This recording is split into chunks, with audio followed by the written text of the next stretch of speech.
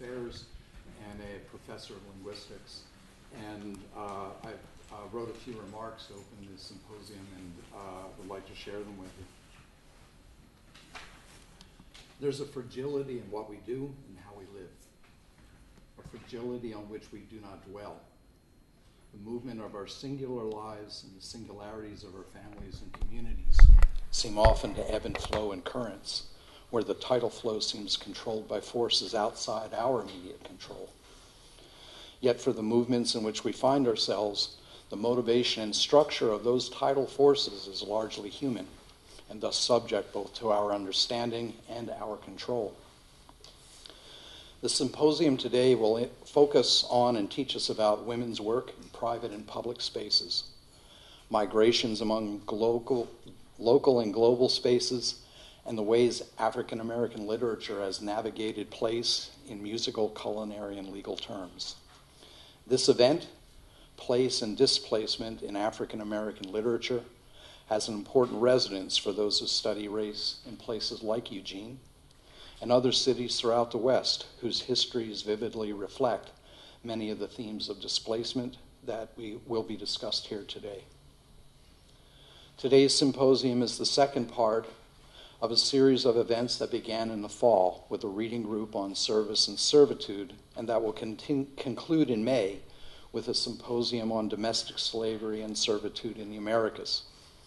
These events have been organized by two research interest groups sponsored by the Center for the Study of Women in Society, the Americas Rig and the Law, Culture, and Society Rig. We are honored and delighted to be able to welcome Professors Eve Dunbar, Emily Lordy, Salmi Shah Tillett, Jennifer Williams, and I'm sorry to learn that Professor Carla Holloway will not be able to be here at the University of Oregon today. We're grateful for Professor Courtney Thorsson's effort in bringing this group of talented and influential scholarships of African American literature and culture to our campus. Symposia like this one are important for Oregon and for our communities. The lives of women teach us much we need to learn, and I think of my own mother and the life she faced and lived. Like many women I know, she was concerned with dreaming and with eating, simultaneously teaching her children how to feed themselves and how never to abandon dreams that matter.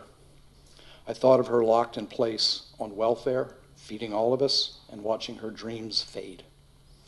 I'm reminded of the opening to the Gwendolyn Brooks poem, A Song in the Front Yard. I've stayed in the front yard all my life. I want to peek at the back, where it's rough and untended and hungry weed grows. Such work is the stuff that feeds dreams and nourishes us deeply.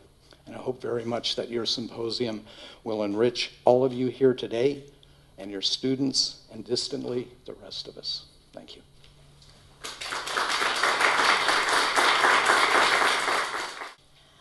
Good morning.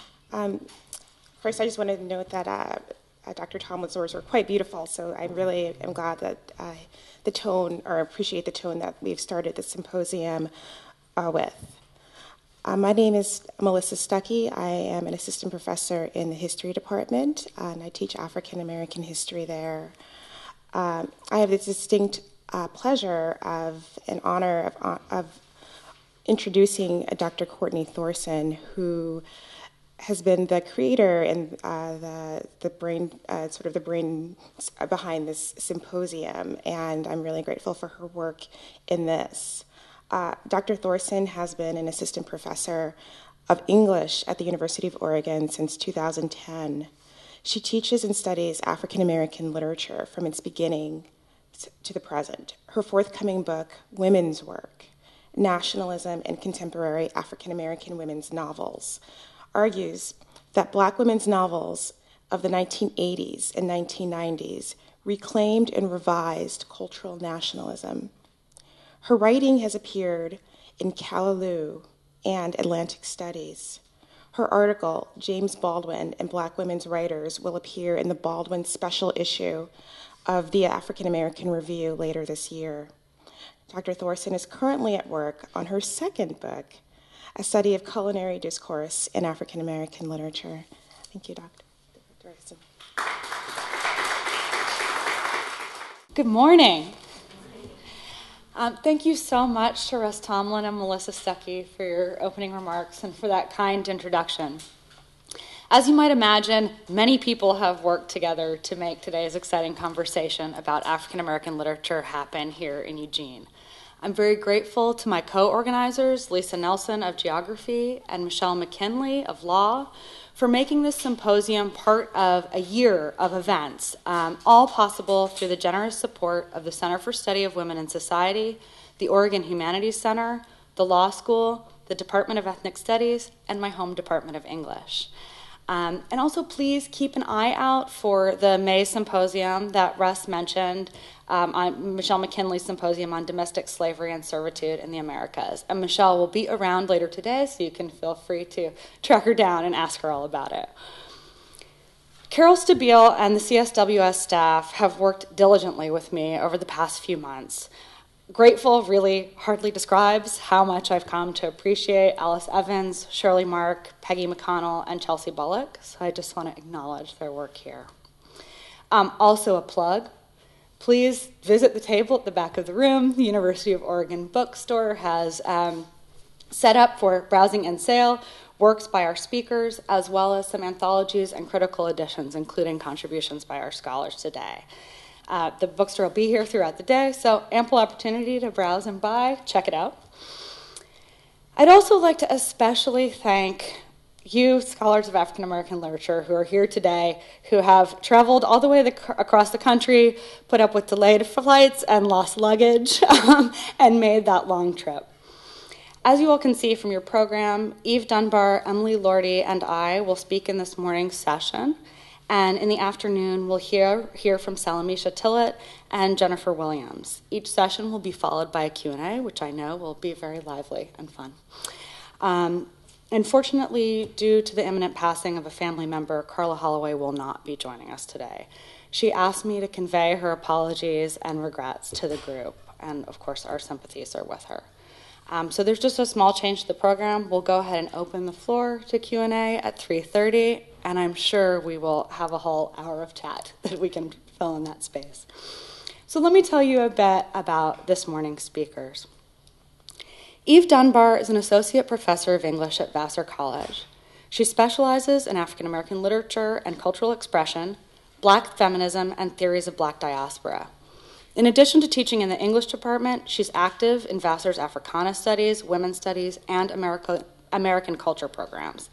She's completing her manuscript tentatively entitled Black Regions of the Imagination, African American Writers Between the Nation and the World, which explores aesthetic and political ties that bind literary genre, American nationalism, and Black cultural nationalism in the literary works of mid-20th century African American writers.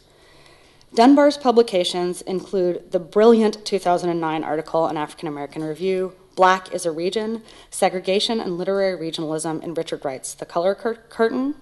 She's also contributed to Oxford's African American National Biography and written book reviews for journals including Callaloo and Post No Ills. In 2008 to 2009, Professor Dunbar was a postdoctoral fellow in English at Rutgers University.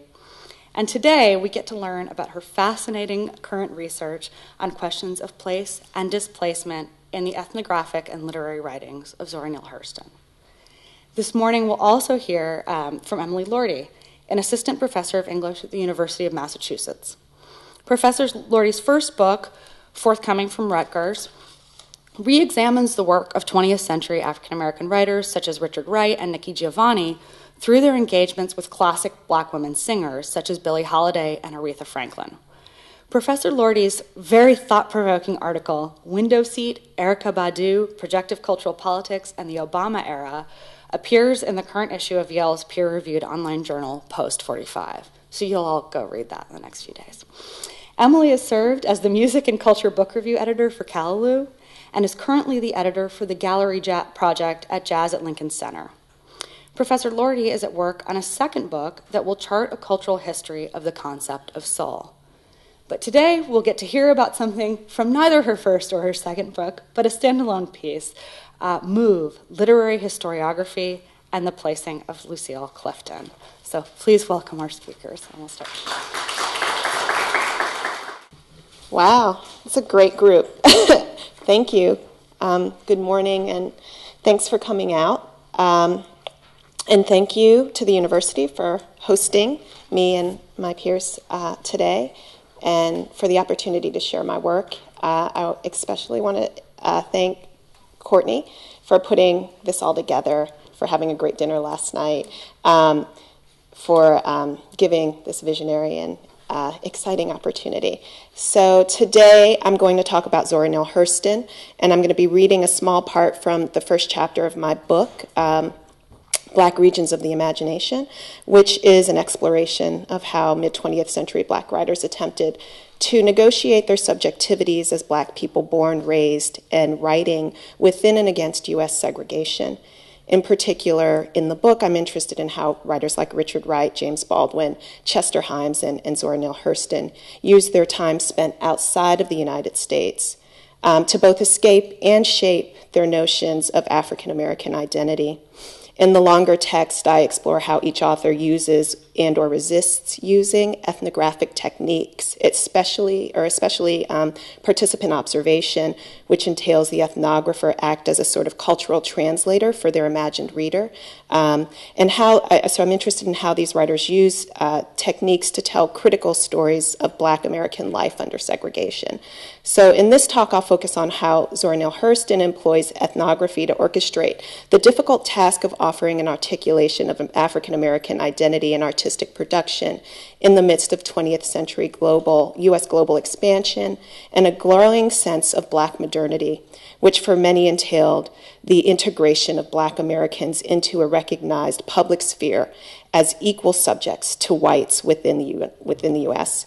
So Daphne Lamont has argued that during the Harlem Renaissance, Black writers like Zora Neale Hurston used ethnographic writing as a strategy for, quote, representing their cultural identity and combating racist preconceptions at the same time that they maintained a firm grasp on themselves as cultural workers and creative individuals, end quote. So ethnography served as a powerful tool for both inventing and documenting Black culture for Hurston and various other writers of the New Negro era. And Hurston, I think as many of you know, sort of bridges that Harlem Renaissance and past the Renaissance. The invention of the New Negro as an identity concept reified by Alain Locke's edited volume entitled The New Negro in 1925 relied upon the notion that one of the ways one could account for modern Black life was by virtue of its distance from pre-modern Black life. In his introduction to the text, The New Negro, Locke contended that the migration of African Americans from the rural South to northern cities was a flight from, quote, the medieval America to modern. In linking the movement of Blacks away from the rural South to northern cities, Locke imagines Black rurality as temporarily and developmentally distant from Black modernity, read Black urbanity. In this way, Hurston's writings provide a very clear sense of the way ethnography might be employed to expose racist U.S. society's relationship to Black people in cultural production through the exploration of the fictive nature of the discipline. As early as Mules and Men, her first ethnographic text, Hurston was committed to the critical application of ethnographic methods to the study of Black culture. By critical application, I mean an application meant to complicate the notion of Black primitivism and modernity as they related to rural Black life. For instance, in Mules and Men, the way Hurston describes hoodoo, the hoodoo tradition in New Orleans, which constitutes the second part of that book she's interested in, she describes it as a practice that starts, quote, way back before everything. And it may seem out of line with what I want to argue, which is that Hurston is deeply invested in having us think not about Black rurality as the pre-modern, but as the contemporary to modernity, like Black modernity. So it may seem out of place as Hurston is trying to reconstruct notions of Black folk and modernity and primitivism. Yet Hurston complicates any reading of hoodoo that seeks to locate it within a pre-industrial or prehistorical time by juxtaposing the timelessness of hoodoo practices with descriptions of female practitioners as, quote, reading cards and doing mail order business in the name of insinuations and well-known factors and conjure. And moreover, she alludes to the fact that the majority of the hoodoo doctors buy their materials and supplies from supply houses. So in both instances, I'm interested in the way in which she uses geographical and temporal isolation presumed to constitute a kind of black primitive hoodoo, right? A timeless hoodooism, something that began before everything else, by the reality of interstate commerce implied by such thing as mail order catalogs, right? And conjures that are bought from supply houses. Hurston illuminates the adaptability of hoodoo to a capitalist economic system and infuses practitioners with the dual responsibility of representing prehistory and representing modern black entrepreneurial class. And the duality of this functions as a bridge between a sort of old Negro, right, and a new Negro discourse that's flourishing at the moment that she's producing. So that's sort of where I'm coming from.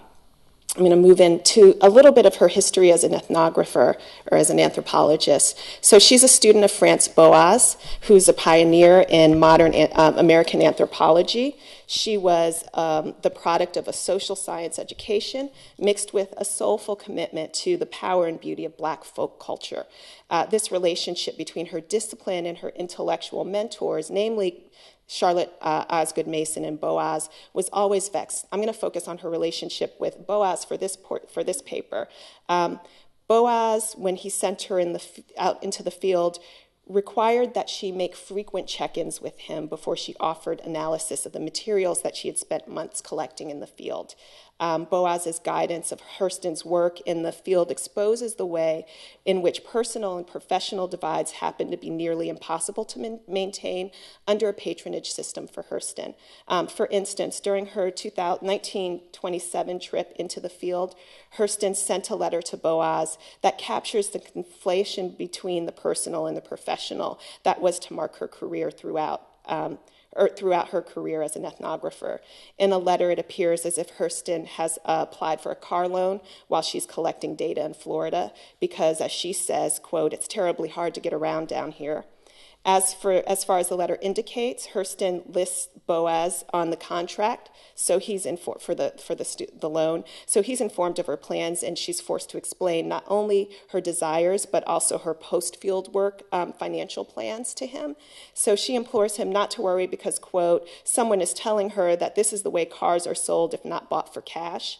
End quote. The letter abruptly transitions to Hurston acknowledging that enclosed Boas will find the material she'd been collecting in the field. She tells him, quote, "It's fortunate that it's being collected now, for a great many people say, I used to know some of that old stuff, but I done forgot it all. You see, the Negro is not living his lore to the extent of the Indian. He's not on a reservation being kept pure. His Negroness is being rubbed off by close contact with whites." End quote. So this is in the letter. So she's just had to explain what she's going to do with this car, and then she backtracks and says, the reason I'm here is because this stuff is going to be disappeared within a matter of time because black people, don't just live in the rural South anymore. So the juxtaposition of this very personal financial matter and her professional requirements combined to make her analysis regarding the importance of her trip an interesting entry point for us to begin thinking about the stability of black authenticity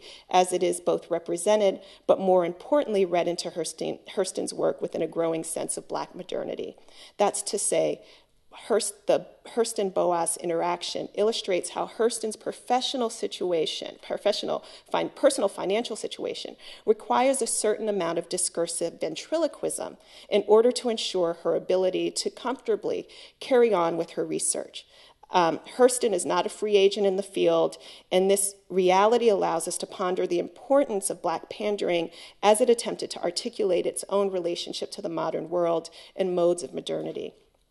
So in an increasingly urbanized Black sphere in the early part of the century. It's actually really facile, I think, to understand Black folk culture's fragility or as fragile. And Hurston would ultimately forego this understanding of Black folk culture. In fact, as early as 1928, Hurston declared, quote, Negro folklore is still in the making. A new kind is crowding out the old, end quote. Hurston's assessment regarding folk culture is illuminating, if not revolutionary, simply for the fact that it undermines the impetus of both Boaz and her other mentor Mason's interest in sending her down south to collect Black folklore. For Hurston, Black folklore wasn't dead or dying, in need of a disciplinary intervention to document its final swan song. Instead, she saw that Black folk culture was constantly developing and recreating itself at multiple geographic sites, proving itself as alive as the people who created it, and an expression and an affirmation of a particular experience of Black people from whom the collected sayings, songs, dances, etc. emanated.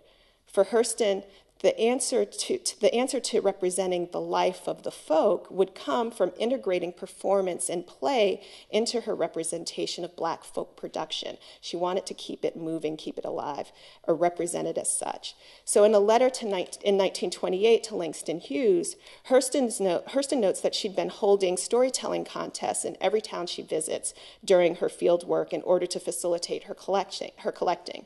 Using Langston's poetry as a model for poetic performance, Hurston encourages her Black subjects to share with her their own artistic creations. These contests would serve as sites of contestation and performance and Black folk culture collection. So Hurston's emphasis on the intersection between those things allows us to see that Black folk culture ceased to be simply an object of study for her, although it was that, and it grows into an ever-expanding community performance for her. Hurston notes that the Black folks who work in the phosphate mines and turpentine mills where she's moving were able to take Hughes's poetry, which she generally read to begin to collect her collection contests. They were able to use the poetries both in theme and lines from the poetry in their everyday lives. She writes, quote, Negro folklore is not a thing of the past. It's still in the making. Its great variety shows the adaptability of the Black man. Nothing is too old or too new, domestic or foreign, high or low for his use. End quote. Her argument is one of Black cultural adaptation and pushes against notions that African American cultural production is neither non-existent or derivative, right? And again, she's working in the rural South, and what she's saying is that these people are sort of creating and recreating new, old, it doesn't matter where it's from, and it's not stagnant. What also becomes really interesting when you read a text like Mules and Men is that Hurston isn't invested in being the single authoritative voice on the adaptability and utility of Black folk culture. She allows her informants not only to understand, but to provide analysis regarding the Black folk culture. And I'll read, and it's in slight dialect, so bear with me. So she is talking to a character, a man in the book called George Thomas, and it begins, "Aw shucks," exclaimed George Thomas doubtfully. "Zora, don't you come here and tell the biggest lie first thing. Who you reckon want to read all them old-time tales about Brer Rabbit and Brer Bear? Plenty of people, George. They are a lot more valuable than you might think. We want to set them down before it's too late." George asks, "Too late for what?" And she responds, "Before everybody forgets all of them." George says, "No danger of that. That's all some people is good for, sit around and lie and murder groceries." End quote. The dialogue scene from Mules, in that scene, Hurston speaks in the voice of the traditional anthropologist. She literally does not use dialect for her own voice, nearly repeating the words of the letter that she used to Boaz, right? I have to get down here and collect this because it's going to disappear. When she explains why she needs the car, Hurston allows her informant to provide analysis that contradicts her own. So besides undermining the authority of the traditional ethnographer. This transposition exposes the reality of Black folk culture's adaptability and speaks to the real function of the form, which is to create community, or so George thinks. George says, as long as there are Black communities, there will be an impetus for members to keep telling and adapting these stories. The codification of these stories through their collection then becomes secondary to the function that they serve within the community.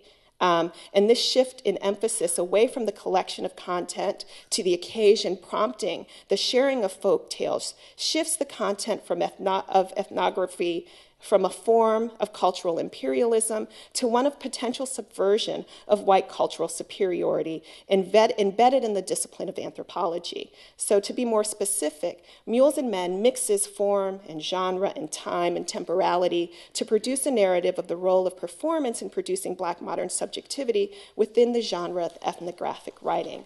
And to put a sharper point on these ideas, I'd like to use another instance in the text in which Hurston begins to push the bounds of ethnographic form in order to shift prevailing notions of Black primitivism. So for instance, she joins a group of men on their way to work at a timber mill in order to collect because she's told, quote, they lied aplenty when they worked. So during the late 19th and early 20th century, much of Florida's economy rested on the lumber extraction of virgin pines and cypress trees. It's a process that's facilitated by the railroad. So these working class men and women of Hurston's ethnography are part of a U.S.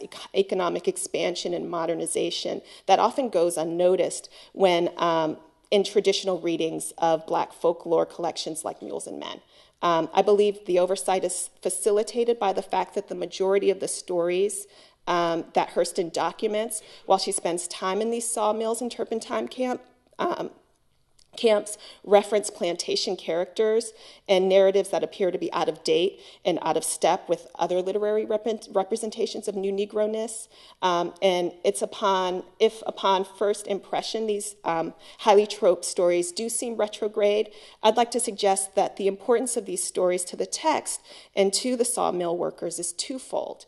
First, these plantation tales create an embedded critique of the contemporary labor system in which the majority of Hurston's informants find themselves.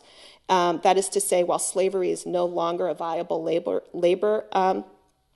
a viable system of labor exploitation, Hurston's informants use folklore to expose the ways in which their working lives mirror the slave master scenarios and told in the stories.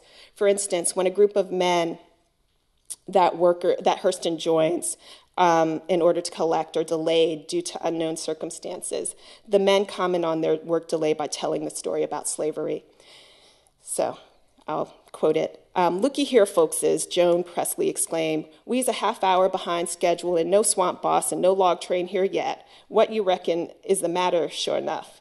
Must be something terrible when white folks get slow about putting us to work. Yeah, says Good Black. You know, back in slavery, old Massa was out in the field sort of looking things over when a shower of rain came up. The field hands was glad it rained so they could knock off for a while. So one slave named John says, more rain, more rest. Old Massa says, what did you say? John says, more rain, more grass. And there goes the whistle. We ought to be in them woods almost. The big whistle at the sawmill boomed and shrilled, and pretty soon the log train came racking down, no flats or logs behind the little engine. The foreman dropped off the tender as the train stopped. So it's at this moment that he's telling this story, more rain, more grass, right? And all of a sudden the train that these guys are supposed to take into the woods or work on is empty. So they have to sort of end the day early. This exchange between Presley and Good Black isn't simplistic enough to make an argument that work conditions under slavery and post-emancipation are synonymous. The men offer no direct equation. Instead, the easy transition from their contemporary moment to, quote, Black back in slavery days points out the utility of these stories for the men to understanding coping mechanisms and tricks for living as a Black American worker.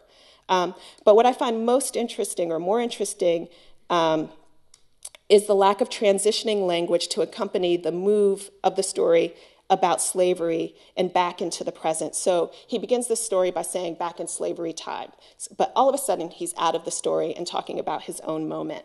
And there's no language available to him, or Hurston doesn't account for any, for documenting this transition from slavery to the present.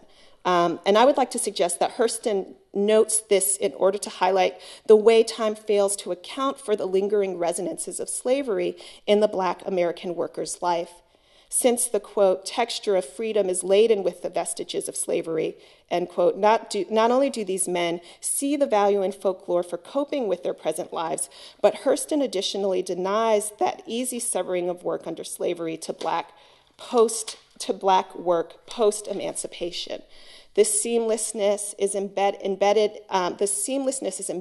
it then, the very sort of social racial critique that modern critics like Hazel Carby suggest are lacking in Hurston's work. Secondly, the result of linking these temporally discrete moments resists the easy dismissal of rural Black folks to pre-industrial subjects. So as Hurston slyly suggests, the slave system and slaves by association were foundational to the creation of American modernity. And in line with Paul Gilroy's contention that the intellectual history of modernity must be moved beyond the inclusion of Black commentaries and critiques of the modern to an analysis of how Black people and Black culture have constructed and reconstructed notions of modern. Hurston's text makes apparent that Black laborers from the antebellum and well into the 20th century have ushered the U.S. economy and infrastructure into the modern world. For instance, the men exchange insults as they wait for the train carrying lumber. Again, the proximity of their bodies, their exchange of folklore, and the object sign of modernity in the train illuminates Hurston's argument regarding Black rurality and its association with Black modernity, right? It's not outside of, but absolutely a part of. So, if Mules and Men represented Hurston's attempt to represent the performance of Black American rural modernity, then Tell My Horse, it was the continuation of that project on alien soil. And while it might be a continuation of the project of modernity that Hurston undertook in Mules and Men, critics since Tell My Horse's original 1937 publication have been fairly negative about the book. An earlier reviewer characterized the book as, quote, a curious mixture of remembrances, travelogue, sensationalism, and anthropology, end quote, noting that the remembrances are vivid, the travelogue tedious, and the sensationalism reminiscent of Seabrook, and the anthropology of melange and misrepresentation, a melange of misrepresentation and exceedingly good folklore. What becomes obvious from the review is that as early as 1938, Hurston's text struck a contradictory chord with readers. Moreover, her biographer, Robert Hemingway, argues that Tell My Horse is, quote, her poorest book chiefly because of its form. So documenting her research in Jamaica and Haiti with particular emphasis on Haitian voodoo practices, the book has long been dismissed because of its noncompliance with the disciplinary expectations required of professional ethnographic writing. She got away with it with a book like Mules and Men, but she's not going to get away with breaking form in a book like Tell My Horse. For instance, the text is multi-generic, consisting of journalism, political commentary, and travelogue. Hurston vacillates between the subjective and objective voice, a technique that worked in Mules but isn't sustainable in Tell My Horse for a variety of reasons. She explores two locations, Jamaica and Haiti, without offering any kind of comparative or cohesive analysis for the connection between these two. She displays a lot of American nationalism and ethnocentrism, especially surrounding her political views, political analysis of post-US occupied Haiti, and she ultimately fails to offer any kind of final assessment or analysis. So Deborah Gordon has assessed the seemingly generic incoherence in Tell My Horse to argue that the text continues the innovative ethnographic work that Hurston began in Mules by capturing and displaying, quote, the conflicting visions that field work involved. In other words, Tell My Horse, by bypassing the professional expectation of ethnographic writing, is a text necessarily that opens up the field for exploring issues of race and nationalism and gender. That's a positive reading. Another positive reading is that Lamont asserts that the generic fissures and unevenness in Tell My Horse might be best read as, quote, narrative dissonances, which she suggests are created by the fact that, quote, Hurston was doubly marginalized as an African American and a woman, making her performance of ethnographer a delicate and fraught operation, end quote. So these narrative dissonances and the opening up of the genre become very important in light of Hurston's subjectivity as an African-American woman doing international work, because they introduced the notion of performance and staging that was so important to her capacity to render Black American rural modernity possible. So, like much of the contemporary scholarship on Hurston's Tell My Horse, I believe the text resists definitive readings that either condemn or praise Hurston's representation of Black Caribbean culture. And for instance, Afoma Nwoko contends that Hurston's ability to create Black diasporic community through the use of techniques that allowed her to shift between an ethnographic insider and outsider in her US-based research becomes increasingly unstable as she moves out of the US. So I would take that a step further to suggest that it is this instability that's so much more eroded by the time Hurston reaches Haiti. The ease with which she deconstructs hierarchies such as race and genre is often superseded by her desire to maintain a national hierarchy that places the US at the helm of international ethics, morals, and power. So maintaining her insider status becomes less important to Hurston the longer she stays in Haiti. Hurston's US nationalism overwhelms her willingness to perform and fully participate in the equalizing of national identities via Black diasporic thought. So whereas in Mules and Men, she was very much interested in bringing these Black rural people into a modern notion of Black life, right? Or a modern notion of American life, she is not as invested in doing the same when she goes out of the States into the Caribbean. So Hurston's insistence on American nationalism is entrenched by the fact that she assumes her most traditional anthropologist persona while collecting in Jamaica and Haiti. And it's this embrace of that persona that allows her to begin to craft a narrative of difference that would ultimately distinguish her, and by association, other African Americans from the Black Caribbean people she analyzes. And that, I would argue, is central to her goal in that text.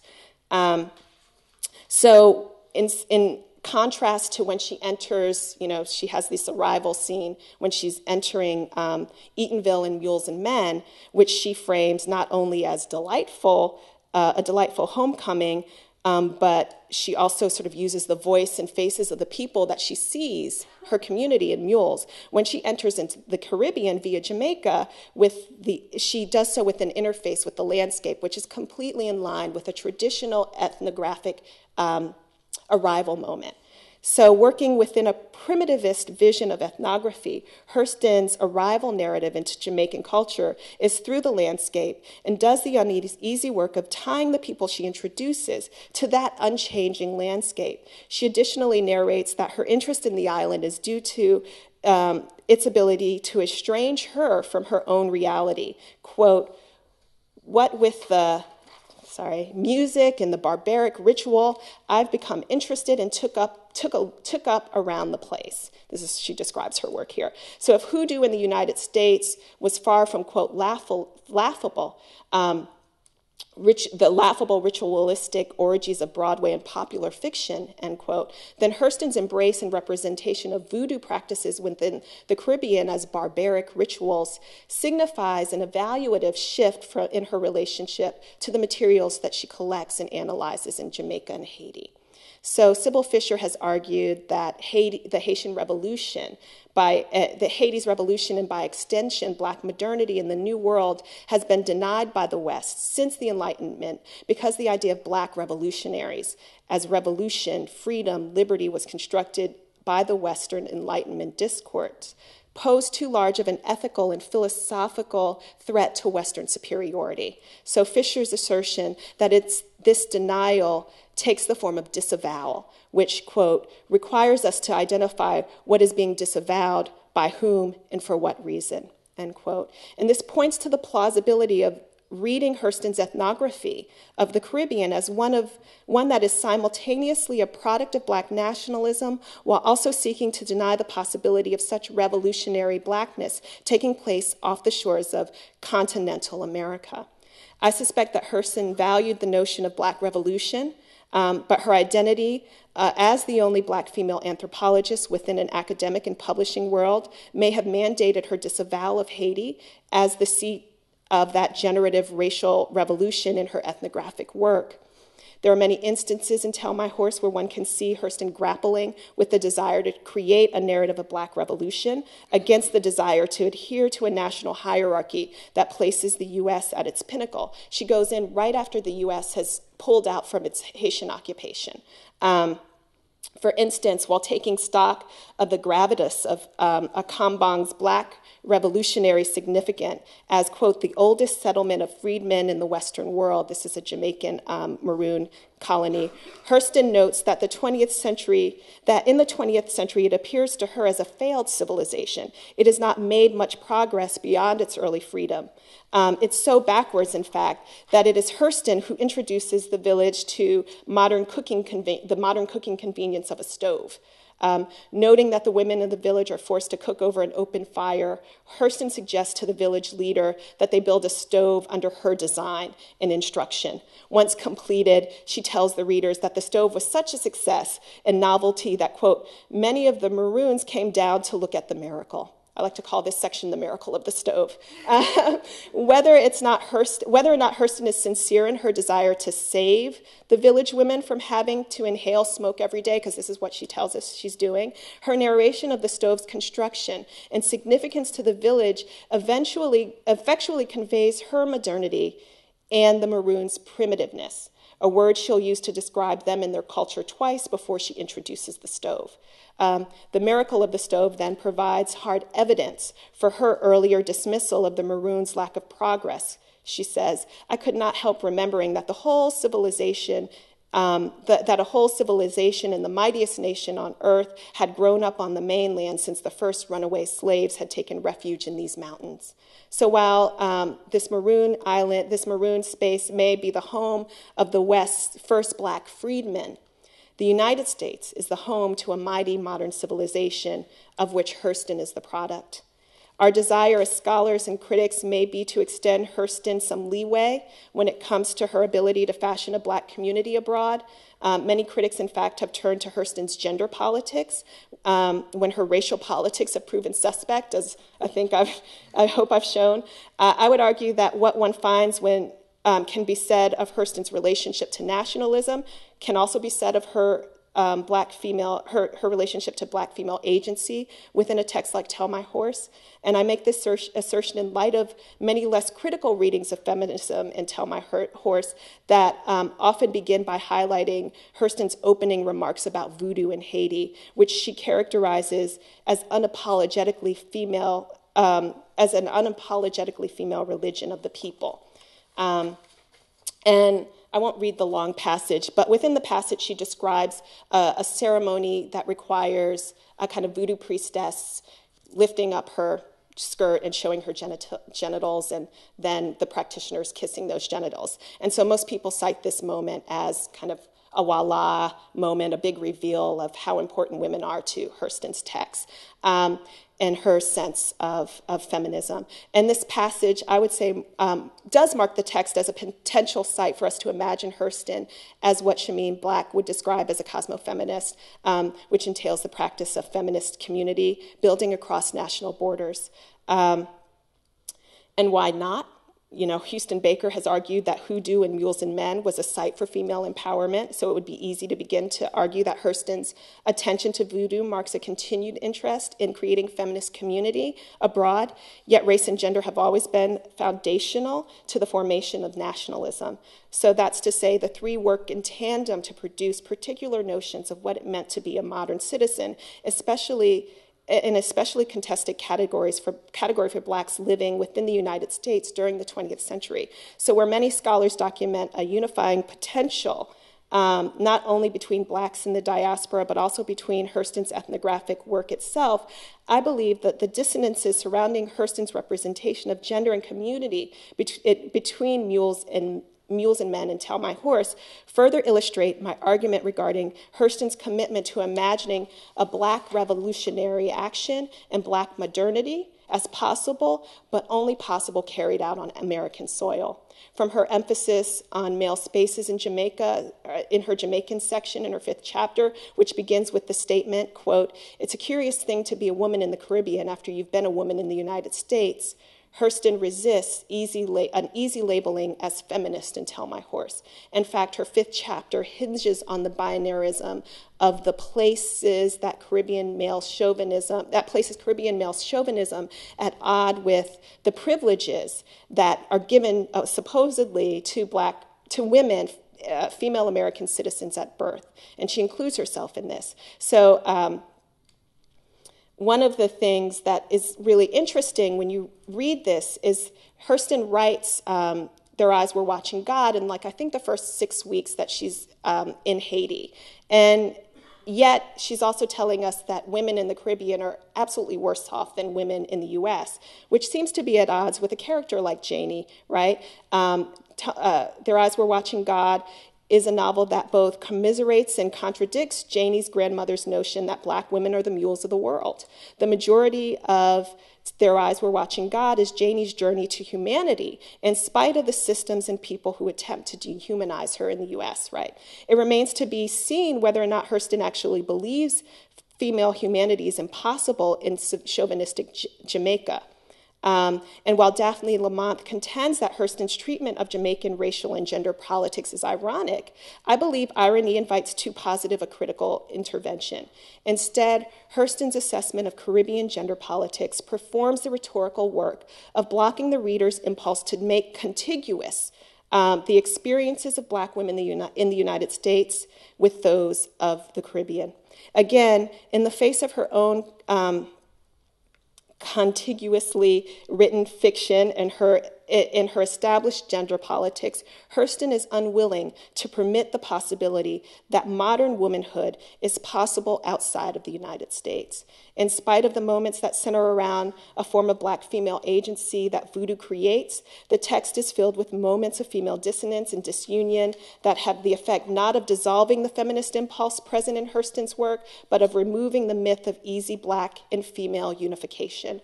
Hurston's work defies our contemporary notions of diaspora and feminism in order to make a grander statement about the importance of local black cultures. Embedded within her writing is a sense that black folks particularly, is a sense of the power of black folks and their particularity. Hurston resists an easy diasporic and gender alignments we as contemporary feminists and diasporic feminists might desire in order to offer up a space for black Americanness carved out of a relationship to Jamaican and Haitian un-Americanness. The conditions under which black Americanness is carved out in Tell My Horse is dubious, but Hurston's insightful understanding of her discipline and the ways in which ethnographic texts might be manipulated by African Americans who aim to orchestrate claims on modern American identity is profound. Hurston creates herself as an American, black and modern within Tell My Horse by highlighting Haitian and Jamaican primitivism. Hurston participates in a form of discursive imperialism that make Tell My Horse a complicated text. Diaspora, colonial anthropology, and American nationalism collide in Tell My Horse to produce not a fractured text, but one that wants us to see the value in blackness, but only when it rests in American nationalism. The latter objective certainly seems at odds with progressive readings of Hurston's investment in diasporic thought, which seek to unify people of African descent outside of the confines of the nation-state paradigm, but I would argue that such an objective may have never been Hurston's at all. Contemporary critics are eager to either critique or prove Hurston's commitment to the black diasporic vision, might instead consider Hurston's use of the Caribbean not only as a foil for black American modernity, but also as part of those fractures and fissures of Black diasporic thought that make it a practice and not a reality. That is to say, Hurston's disavowal may sever the easy links that scholars often wish to present in order to provide, at the very least, the discursive space for national forms of belonging. But what it leaves in the place of that always present absence is a sense of both the links and chinks in the chains of African diaspora. Hurston may understand the impulse to move around the Black Atlantic world as an African American woman, but as an American, she is bound by mainland notions of modernity and power. And more than that, she's invested in making headway in the long project of Black belonging and citizenship within the United States. And it's a pity that this project is carried out at the expense of her Caribbean racial counterparts and gender counterparts, but acknowledging the fact that the project and the ill effects of the project does not necessarily undermine the utility of Hurston's work, Whitney Houston's work, very important, when considered within the very particular frame of the U.S. racial politics. Some may consider this act parochial, and that it is, but we might also consider the rhetorical moves required by a nation, an academic discipline, in a publishing world for a Black woman anthropologist at the early part of the century. And there's this really great quote. Langston Hughes remembers Hurston, and he says, you know, she was the only person who could walk through Harlem and measure people's heads, and people would be okay with it, which she did. Boaz would send her out to measure heads, and people would stop and let her measure their heads. And he was struck by her capacity to do this, and said, you know, that she would pick the ones that she thought were special and important and measure those. And I'm always struck by that description of Hurston's tendency to pick only the heads she found interesting, because such careful selection may have been what allowed her to pursue a suspect science without making her Black subjects feel like specimens, even when they were. There was a value in Hurston's special selection process and in its contradiction between treating people as specimens and treating them as differently but equal modern subjects that makes Hurston's ethnographic work critical. And as we move into the 20th century, into a world in which U.S. global contact and influence becomes increasingly significant, Hurston's long career offers some insights into the lives and careers of other Black writers who are attempting to move through the world as African American citizens. So that's the end. Thank you. Okay, I'm going to leap us about 35 years ahead in time from Hurston to Verta Mae Grosvenor, who I now have to just say that Hurston is the person whose voice in the literary tradition that the author I'm going to talk about today most resembles. So my talk is entitled Verta Mae Grosvenor's Revolutionary Recipes. From Robert Roberts' mid-19th century The House Servants Directory, with recipes for everything from shoe polish to lemonade, to Ntozake Shange's 1998 If I Can Cook, You Know God Can, a travelogue that maps the African diaspora in recipes, there is just an enormous body of African American culinary writing. In African American literature, foodways theorize and practice identities of people of African descent in the United States. So, as you know, Michael Pollan's bestsellers, the proliferation of food television, and new food studies programs at several universities, as well as the Food Justice Conference here at UO last year, demonstrate to us that academic and popular audiences seem to have a boundless appetite for thinking about food. However, as students in my African American Foodway seminar, hi, those of you who are here, as you know, arriving at a clear definition of foodways is not a simple task. At a moment when culinary television flirts with racial caricature in programs like Food Network's Down Home with the Neelys, and when the face of local and organic food movements looks really startlingly white and middle class, it's important for us to restore specificity to scholarship about food. So my comments today are the first steps towards a larger project in which I hope to contribute to food studies by making race, class, and gender central to this conversation. Through looking at one discrete slice of the foodways pie, African American literature, my aim is to preserve specific, context-dependent material labor of food preparation while also recognizing the theories of identity at work in those culinary labors. There's really no better place to start an exploration of foodways, then with Verta Mae Grosvenor. Author, activist, dancer with Sun Ra's orchestra, and participant in a writers group that included Toni Morrison and Alice Walker, Grosvenor is an important and understudied figure. She demonstrates that African American foodways are a set of paths and practices, ways of doing culinary work, and routes that foodstuffs travel.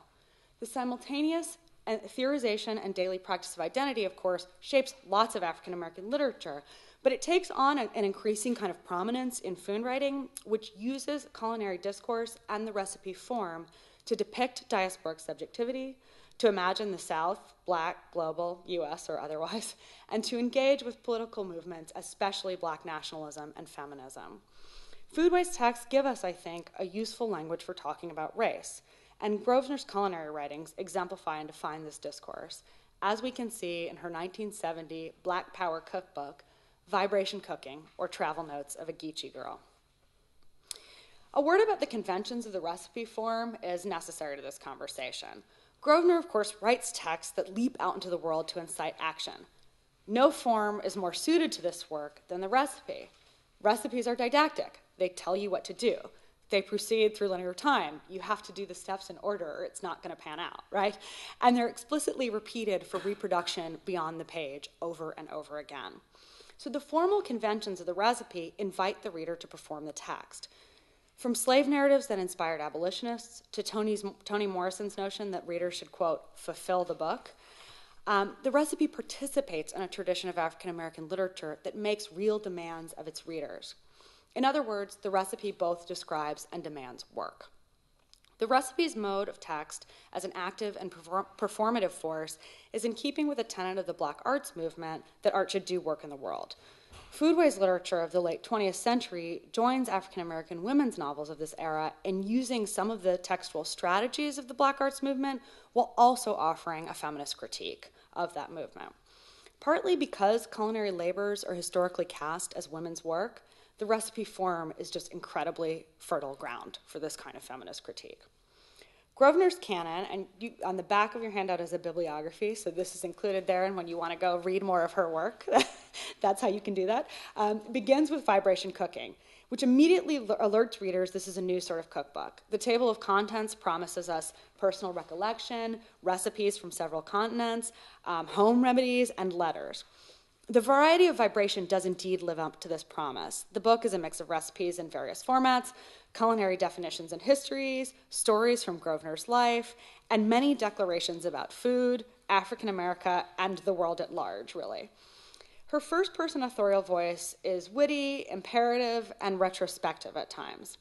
On a single page, and you have this there, she reminisces about sipping corn liquor and hunting as a girl in South Carolina, instructs the reader on preparing smothered rabbit, and declares, quote, Black people gotta have some land. So what she does here is construct authority and authenticity with her highly specific Sea Islands African American roots. She then uses that authority to make demands of her reader, both culinary and political. So we might think we're only learning how to cook rabbit, but we're also learning in a decidedly Black nationalist vein that Black people gotta have some land. As this layered textual mode suggests, there's a lot going on in every page of Vibration. Lest the reader get comfortable in this kind of nice nostalgic idea of Southern foodways with this South Carolina corn liquor rabbit, right? Grosvenor immediately, as you can see, undercuts this portrait of an unspoiled rural girlhood with a joke, a recipe titled Peacocks that reads, are too beautiful to be eaten, and I don't think the creator meant for people to have peacock feathers sitting in vases on windowsills. If I was Jimi Hendrix, I'd get rid of that vest. So these few lines are doing a few kinds of work.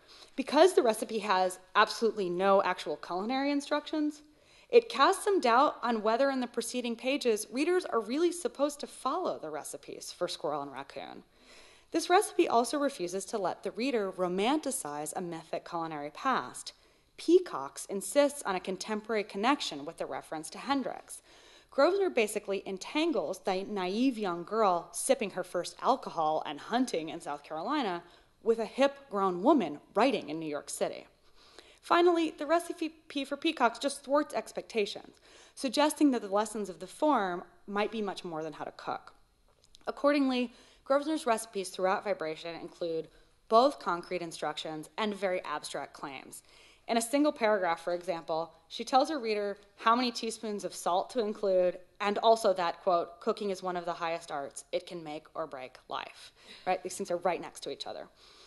Pleasure in cooking saturates vibration. There are no scenes of washing dishes in this book. Grosvenor casts black women cooking for their own families as an act of resistance. The women's work celebrated here is not drudgery, but culinary expressive art.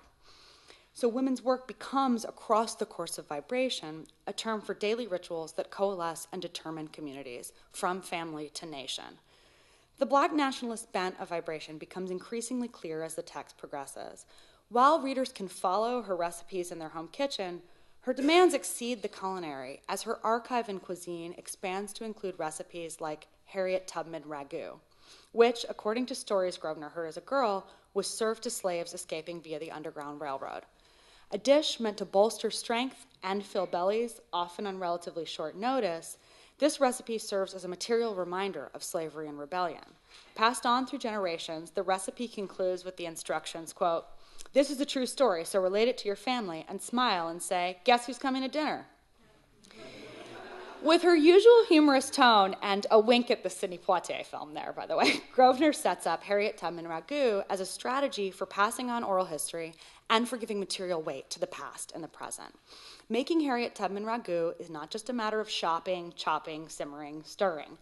The recipe makes the cook remember and confront the history of slavery, of stops on the Underground Railroad as sites of sustenance few and far between. Food records can also correct the archive, as when a correspondent of Grosvenor's sends her a recipe for Nat Turner apple pork thing. The letter that accompanies the recipe reads in part, quote, "I did a bunch of reading on Nat Turner, and that man, Styron, has told a big lie, a flagrant, low-down, dirty lie against one of our heroes." Grosvenor's correspondent amends the archive and wrests narrative control of Turner's legacy from the pen of William Styron with a recipe for a necessarily imagined version of Turner's last meal. This suggests to us the power of culinary discourse, right? Rather than research and write a nonfiction history of Nat Turner and his 1831 slave rebellion, Grosvenor offers us private correspondence that uses culinary instruction to claim Nat Turner as a hero. So the revolutionary potential of recipes really comes to the fore in Grosvenor's recipe for cocktails. It reads, "I don't drink cocktails, and the only one I know how to make is a Molotov, and I'd be a fool to give the recipe here." This cocktail note indicates recipes can teach one how to use militant tools, right? Further, the recipe for the explosive must not be revealed because publishing it could get the author in trouble, with authorities unspecified but easily imagined when Vibration was published during the height of the FBI's counterintelligence program's covert and illegal operations to disrupt dissident movements in the U.S. The cocktail reminds the reader that the racial violence and oppression recorded in Harriet Tubman ragu is not a static thing of the past, but an ongoing climate of danger in which subversive works like these recipes are a form of resistance. Rafia Zafar calls Grosvenor a gastronomic Afrocentrist with a mixed message of nutrition and nationalism. Afrocentrism and black nationalism appear in Vibration as both the militancy of the Molotov cocktail and as the gendered segregation of domestic labor. Though Grosvenor expands the definition of women's work, there is no doubt in her cookbook that the lion's share of food preparation falls to women. In Zafar's word, Vibration, quote, regards modern black cookery as an agent of change. But it's important for us to notice that this is not the same kind of change in gender dynamics that white women's liberation movements were acting towards in exactly the same period. Published when the Black Panther Party was at its most visible, Vibration engages, even reinforces, early 1970s militancy, racial separatism, and sometimes troubling gender politics. While Grosvenor doesn't quite undo the sometimes rigid masculinity of black power discourse, her writings do shift the focus of the conversation to women. Vibration Cooking bears a dedication that makes it clear this cookbook is about women's work. The dedication reads, quote, dedicated to my mama and my grandmothers and my sisters in appreciation of the years that they worked in Miss Ann's kitchen and then came home to TCB in spite of slavery and oppression and the Moynihan Report. Grosvenor levels a devastating critique here of Daniel Moynihan's infamous 1965 report on the Negro family by grouping it with slavery in a catalog of obstacles in African-American lives. Vibration cooking brings together a chorus of recipes from many cooks and places to textually resist the gender and racial oppression manifested in Moynihan's report, among many other legislative documents. In a 1977 oral history interview, a college student, 19-year-old young woman, gets Grosvenor talking about this connection between women's domestic labor and politically radical culinary writing. Bell asked Grosvenor, "Why did you write this cookbook, Vibration Cooking?" And this is how Grosvenor responds. One of the reviewers, she didn't write on the whole book at all. She just talked on the dedication, and she thought it was just awful that I said that I hope my children would never have to work in Miss Ann's kitchen. I feel the same way about that as I feel about working in the cotton field. I mean, you come home tired, you don't really run your house, you lose so much. I always wanted to be a housewife and a mother, and am. I mean, a housewife without a husband. That's what I wanted to do, and I'm glad I did it. I had a fantastic experience with my children, and they needed that. I had to teach these kids how to walk, how to talk, how to sit at the table, how to eat, how to do for themselves. The government should pay mothers. Really, the mother figure, and father's mother too, you're teaching people how to grow and how to be human. That's a heavy responsibility. So Grosvenor's response to a question about her inspiration as a writer indicates that writing is about making a world where her daughters would never have to work in Miss Ann's kitchen. Her books are about holding up to the light and arguing against a system where mothers like her own weren't able to run their homes. The important thing, I think, to understand here is that the work we can see, Black women's writing, is explicitly about supporting and illuminating the work we can't see, Black women's domestic labor. When Grosvenor says, "I always wanted to be a housewife and a mother, and I mean a housewife without a husband," it's utterly clear that her version of housewife includes writer. Working in one's own kitchen for Grosvenor means using that space to simultaneously cook, mother, and write. She thus regularizes writing and elevates domestic labor by making them concurrent and interdependent. She reinforces the stance in the interview I quoted with her assertion, the government should pay mothers, right? Like being a writer, it's a sometimes underpaid job. We must not ignore this parenthetical comment, and father's mother too. This aside suggests that men have a role to play in parenting, despite the sometimes very traditional sense of gender roles we get in Grosvenor's work.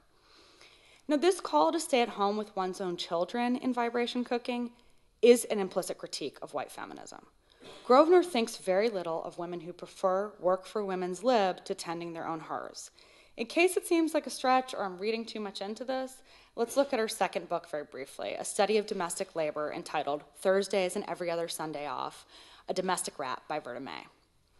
The wit that characterizes Vibration becomes more cutting in Thursdays, particularly in the book's critique of the women's liberation movement. Reads, for example, quote, "Is there enough money to send for a girl from the South or the islands or, as of late, South America to keep house for you, mind your overindulged brat while you go to women's lib meetings?" And, "While Miss Ann is out solving the feminine mystique, who is cleaning the house?" Thursdays concludes with a resignation letter from a domestic worker that reads in part, "I would suggest you schedule your bra burning demonstration for the latter part of the afternoon. That'll give you time to clean, shop, and finish most of your pre-dinner preparations." In these critiques of the ways white women's liberation depends on Black women's work, Grosvenor uses humor as a weapon. She also suggests that white women don't know how to care for their homes and children. Given her investment in her own gender identity in the home as a housewife without a husband and as a writer in her kitchen, this is really a damning critique from Grosvenor. But she's also well aware of the dangers of this stance. She knows that we're starting to get into the territory of the strong Black woman stereotype. She writes in a Village Voice article of 1979 about what it means to live as a, quote, big Black myth. "Daily confrontations about what folks believe when you're a myth is awesome and exhausting. Amazing to find out what they truly believe. Among other things, that big black myths have backs of steel, can take all the weight, that big Black myths don't get the blues, are loud, brash, have no sensitivity, very little tenderness, and almost no sexuality. I mean, did you ever hear tell of Aunt Jemima's old man?" Here, Grosvenor analyzes the persistence of the mammy stereotype as it has evolved into Sapphire, Moynihan's castrating matriarch, and Aunt Jemima and Mrs. Butterworth. Aunt Jemima appears regularly in Grosvenor's writing, exemplifying the ways the United States continues to make sense of race through culinary discourse and imagery. The desexing of mammy figures, of course, during and after slavery allowed whites to use them as substitute mothers without guilt. The term aunt, like uncle, glosses over actual economic dynamics with a mythical family term. Aunt Jemima and Uncle Ben, still the faces on pancake mix and rice in today's grocery stores, suggest the continued ideological usefulness of happy plantation myths to white American consumers. So while these culinary images are dangerously limiting, recipes in African American literature are kind of antidote to these limitations. One way this works is in recipes for literal and imagined travel. Travel informs Grosvenor's life and work. Journeys are really crucial to her sense of self. She talks about her first trip abroad, a journey by boat to Paris at the age of 18. I read about it. I liked the way it sounded, so I bought a ticket. Not just for black people, but for everyone, particularly Americans, Paris represents an intellectual freedom, a creative freedom. And so that was in my head. No other place had that kind of magic. See, it's not like other places where you have to discover them. I mean, everybody's got some idea of Paris, you know, from a movie or books or television or something. Paris is already a familiar person, a friend. Everything I thought it would be, it changed my whole life. So aside from the totally impressive choice of an 18-year-old girl to hop on a boat and move to Paris, what strikes me about these comments is how Grosvenor imagines and then finds and realizes a mythical space of creative freedom. She tells her travel narrative as the one that begins in her mind, with this idea of Paris as magic that was already familiar, already a friend, because she had dreamed about it even though she'd never seen it, particularly as a haven for black artists. Her actual experience, the years in France that changed her whole life, depended on first imagining a journey to intellectual and creative freedom. So we know then that from her teens on, this kind of imagined travel is a really important force for Grosvenor. And in Vibration, she channels that into recipes. The very last section of Vibration Cooking, titled Continued, brings together a surprising map. Each entry in the section has a spatial title. We have New Mexico, the White House, Cuba, Mississippi, birthdays in Brazil, the kitchen, and a poem. This list makes the claim for a culinary diaspora that includes all of those spaces and elevates the kitchen and a poem as spaces that are potentially as empowering or eye-opening as going to Paris or celebrating birthdays in Brazil. This list also, you'll notice, claims the White House as part of Grosvenor's distinctly African diasporic map. In telling the story of a meal at the presidential residence, Grosvenor writes, quote, "I don't know how history will judge the way Jimmy Carter ran the country, but I can tell you he knows how to run a barbecue." She notes the chickens, like most of the guests, were from Georgia, and then offers a recipe titled White House barbecue sauce.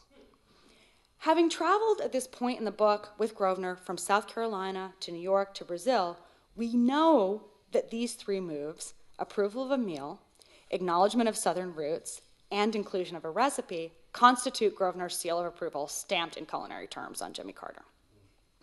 The recipes in this last section of Vibration are not just documents of Grosvenor's actual travel, but they're vehicles for the reader's imagined or metaphorical journey. This appears especially in Birthdays in Brazil, where Grosvenor includes a recipe for Brazilian vatapa, but renames it Verda's Vatapa, marking her recipe with her name and dropping all of the accent marks in favor of an Americanized spelling. So recipes for Verda's Vatapa and Miquequa record Grosvenor's time in Brazil, and she calls them, quote, my favorite Brazilian memories. These recipes then are not just records or instructions, but also memories, meant to transport the writer, reader, and cook to Brazil. We can imaginatively visit Bahia, which she calls a magical two-tiered city of pastel-colored houses where Yoruba gods and Catholic saints intermingle in Rococo Baroque churches. And you can imagine in that kind of description, right, that's all about us as a reader doing that same kind of imaginative journey that 18-year-old Verda May Grosvenor was doing with Paris, right? Brazil indeed lives up to Grosvenor's fantasies. Everything was everything I had dreamed of and more. Bahia felt like home. It was South Carolina and Africa. By claiming Brazil for the same diaspora that includes South Carolina and Africa, Grosvenor enables metaphorical travels by suggesting that Bahia is as accessible as South Carolina. She also implicitly trades here on the Black Power convention of using Africa as a necessarily imagined homeland and space of power. The ability to project oneself through recipes to places around the globe appears not just in Grosvenor, but I want to suggest to you is a definitional function of African American foodways literature more broadly. This is what Robin Kelly calls radical imagination. Kelly writes in Freedom Dreams of a, quote, collective imagination engaged in actual movement for liberation. Radical imagination is a willingness to dream of and work toward freedom from economic, racial, and gender oppression. For Kelly, imagination becomes radical when it combines the abstract work of dreaming with the concrete work of making a new world. In Grosvenor's writing, cooking is that concrete work. So Kelly writes that progressive social movements, like great poetry, transport us to another place, compel us to relive horrors, and more importantly, enable us to imagine a new society. In vibration cooking, recipes are the texts that transport us to another place. The pairing of theory and practice, of both imagining and making a new society, is at the heart of radical Black culinary writing. It begins then to make perfect sense that Grosvenor would conclude a rant against government policies, stories of cabs that don't stop for Black passengers, and a meditation on the contemporary meanings of reparations with a recipe for chicken stew with dumplings. The transition from polemic to recipe makes the connection clear. This transition reads, just goes to show you that everybody talking revolution ain't making it. The mix of genre and this transition asserts that making revolution means, in part, making chicken and dumplings. While the archival function of Harriet Tubman ragu and Nat Turner's apple pork thing may be more obviously political, making Grosvenor's chicken and dumplings is also a Black power practice in the context of this text. Through radical imagination, readers travel with the text. If cooking can, as Grosvenor asserts, make or break life, this is largely the case not because of a stereotypical notion of a woman bound to the home cooking to keep her family rooted, but because culinary flights can be liberatory, transporting the cook beyond the boundaries of her kitchen. Travel through cuisine, like the intergalactic journeys of Sun Ra and his orchestra, transports the reader without physically moving her to a faraway space. Grosvenor says, I was a cosmic force with Sun Ra. I was a space goddess, see? I did cosmic chants and spacewalks and, stuff like that. The migratory Black radical imagining that Grosvenor honed doing space walks with Sun Ra influences her culinary practice. As the imagining of a Black homeland is crucial to Ra's music and performance, think of the mothership and space as the place, right? So radically imagined spaces inform Grosvenor's recipes. These kind of movements exemplify what Carol Boyce Davies calls migratory subjectivity. Davies writes, Black female subjectivity, then, can be conceived not primarily in terms of domination, subordination, or subalternization, but in terms of slipperiness, elsewhereness. This rebellious slipperiness, elsewhereness, is the stakes of the migratory impulse in vibration cooking. African American literature has a very long tradition of radically imagining alternative spaces, elsewheres, as a way of escaping and overturning oppressive systems. In other words, if you're a slave in the antebellum South, a maroon community in the Florida Everglades or the Louisiana swamps is a powerful inspirational alternative to the nation state. If you're an African American in the 1960s and 70s, finding that the gains of the civil rights movement had done less than you have hoped to move the country towards social justice, the mothership is a powerful metaphor for a Black nation apart from the U.S. Grosvenor makes the kitchen, the site of chicken and dumplings, one of the many places from which to practice Black nationalism. So in the decades after vibration cooking, Grosvenor penned several much more traditional cookbooks. She currently serves as the voice of African American foodways on NPR and appears regularly on PBS. Though this suggests a kind of more conservative or even mass market view than the radicalism of vibration, her legacy of using culinary discourse to theorize and practice Black identity is twofold. On the one hand, she enabled a tradition of works like the Racial Uplift cookbook by the Darden sisters, Spoon Bread and Strawberry Wine, which records generations of one family's economic self-determination. And also Jessica Harris's latest book, High on the Hog, which is about African cultural retentions in the foodways of the United States. On the other hand, and maybe a little more interesting for me, Grosvenor paved the way for other African American authors to use foodways as a mode of cultural critique and radical imagining. Following Grosvenor, Lucille Clifton, Gwendolyn Brooks, Fran Ross, Gloria Naylor, Ntozake Shange, and others use embedded recipes as formal experimentation in poetry and novels. Recipes in these women's work foster real and imagined travel. Shange, like Grosvenor, uses recipes to imagine herself in Brazil. They serve as an archive. Recipes in Gloria Naylor's novel, Linden Hills, record generations of women's lives, oppression, and resistance to that oppression. And recipes thwart formal expectations. Lucille Clifton turns the tradition of poetic ode on its head to portray Aunt Jemima. Grosvenor's work, her kitchen with a typewriter on the counter, is the place we must go to define foodways and begin to understand its importance to the African American literary tradition. Thanks. Okay, so first of all, I would just like to say that I'm really pleased to be here. I want to especially thank Courtney for inviting me, Courtney Thorsson, my graduate school comrade and dear friend from whom I've already learned so much. So it's really a pleasure to be here. It's a privilege to be here with such a wonderful group of scholars. So thank you again. Thank you all for being here. As Courtney noted, this particular talk, I'm going to sort of reverse the introductory formulation and admit that this is not part of a larger project. But the difficulty of fitting Lucille Clifton's work into a larger project or framework is its theme and its inspiration. Lucille Clifton, one of America's finest poets, died of cancer on February 13th, 2010, at the age of 73. And given that Clifton often spoke of her dead mother's continued communications with her, it is fitting that she would die on the same day that her mother had passed 41 years earlier. According to inaugural poet and critic Elizabeth Alexander, quote, "Poets across America called and emailed one another to take in the terrible news of Clifton's death. We were shocked that she had left us," Alexander writes, "for I do not think there is an American poet as beloved as Clifton or one whose influence radiated as widely." Indeed, Clifton has been revered by generations of Black poets, Black writers in general, but especially the poets.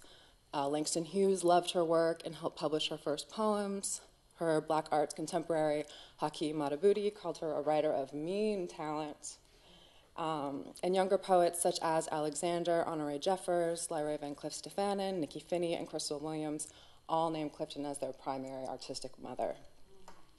Van Cleef Stefanen, for example, has said that her own 2009 collection, Open Interval, would not exist without Clifton's 1993 book, Book of Light. She basically says that she stole every idea that Clifton had and put it in her own National Board book nominated collection. And Crystal Williams explains that Clifton's is the body of work that seems to tell her, quote, "This is how to be a poet, child. This is what it should be." To some extent, the broader U.S. literary establishment has agreed. Clifton's collections of small, gem-like poems composed of what she called a simple language have garnered just about every prize possible. So her first book, Good Times, published in 1969, was on the New York Times list of best books for that year. She was Poet Laureate of Maryland. She's the only writer to have been nominated for a Pulitzer Prize for 2 books in 1 year. In 2000, she won the National Book Award. And in 2007, she became the first African-American woman to win the Ruth Lilly Prize for Lifetime Excellence in Poetry, which is one of the most prestigious awards an American poet can win. Despite her accolades from every corner, however, a recurrent theme in Clifton criticism, of which there is relatively little, is that she is not as well known as she should be. Crystal Williams is right to say that while Clifton is certainly not obscure, her status is that of a secondary African-American writer. And this is a problem of placement. As Clifton tells Charles Rowell in a 1998 interview, quote, "I don't think that critics, and perhaps readers as well, have ever quite known where to put me." On the most basic level, Clifton's marginalization highlights the secondary status of poetry itself within the African-American literary canon. And this is an issue that has been most recently addressed and redressed by Evie Shockley's and Metta Jones's books on contemporary Black poetry. But even poetry people don't quite know where to place Clifton. Hence, poet Toy Derricotte, who is the co-founder of the Black Poets Collective, Cave Canem, Derricotte asserts that, quote, "Clifton's use of form bears no comparison, only to itself." While it is true that comparisons of Clifton to Emily Dickinson, Langston Hughes, William Carlos Williams, and Robert Creeley consistently fail to illuminate Clifton's work, there's a real risk in isolating Clifton as a total exception, which is that doing so can absent her from our critical and pedagogical genealogies altogether. So I wanted to write about Clifton because I experienced this problem myself. When I first encountered her poetry, I think my jaw actually dropped and stayed dropped for an extended period of time. What's most striking on a first read is Clifton's ability to make small poems suspenseful events. These events often end with a chill-inducing turn. And Honor A. Jeffers describes this effect well when she invokes Clifton's quiet storm poetics. Clifton is best known for anthologized poems such as Homage to My Hips and Won't You Celebrate With Me, which you may know, the latter of which ends with the call to come celebrate with me, that every day something has tried to kill me and has failed. But these beautiful poems are not fully representative of Clifton's work, which often concerns aging, death, racial terror, sexual abuse, and syncretic religious beliefs. Affirmation in these poems is hard-won, and Clifton's work on the whole is heavy, as is the poem that I will be analyzing today. In terms of sort of the gravity of her voice, the kind of tonal authority, I think of her closest counterpart as being James Baldwin. In terms of the insistent economy of her writing, I think of her closest counterpart as being the fiction writer Gail Jones. And in terms of the cultivation of an expressive skill that is not just formidable, but actually kind of scary, I always think of her musical counterpart as being Nina Simone. So anyway, as I recently designed a course on contemporary African-American literature from 1970 to the present, Clifton was the writer I was most excited to teach. However, as I wrote the syllabus, structuring readings around thematic issues like racial authenticity, music, slavery, the fantastic, could not see how or where Clifton might fit. The problem was with my categories. So this paper is instigated by my own failure to find a place for this remarkable poet and by my desire to make one. I want to ensure that Clifton, a writer herself so invested in sustaining generations, is herself passed on.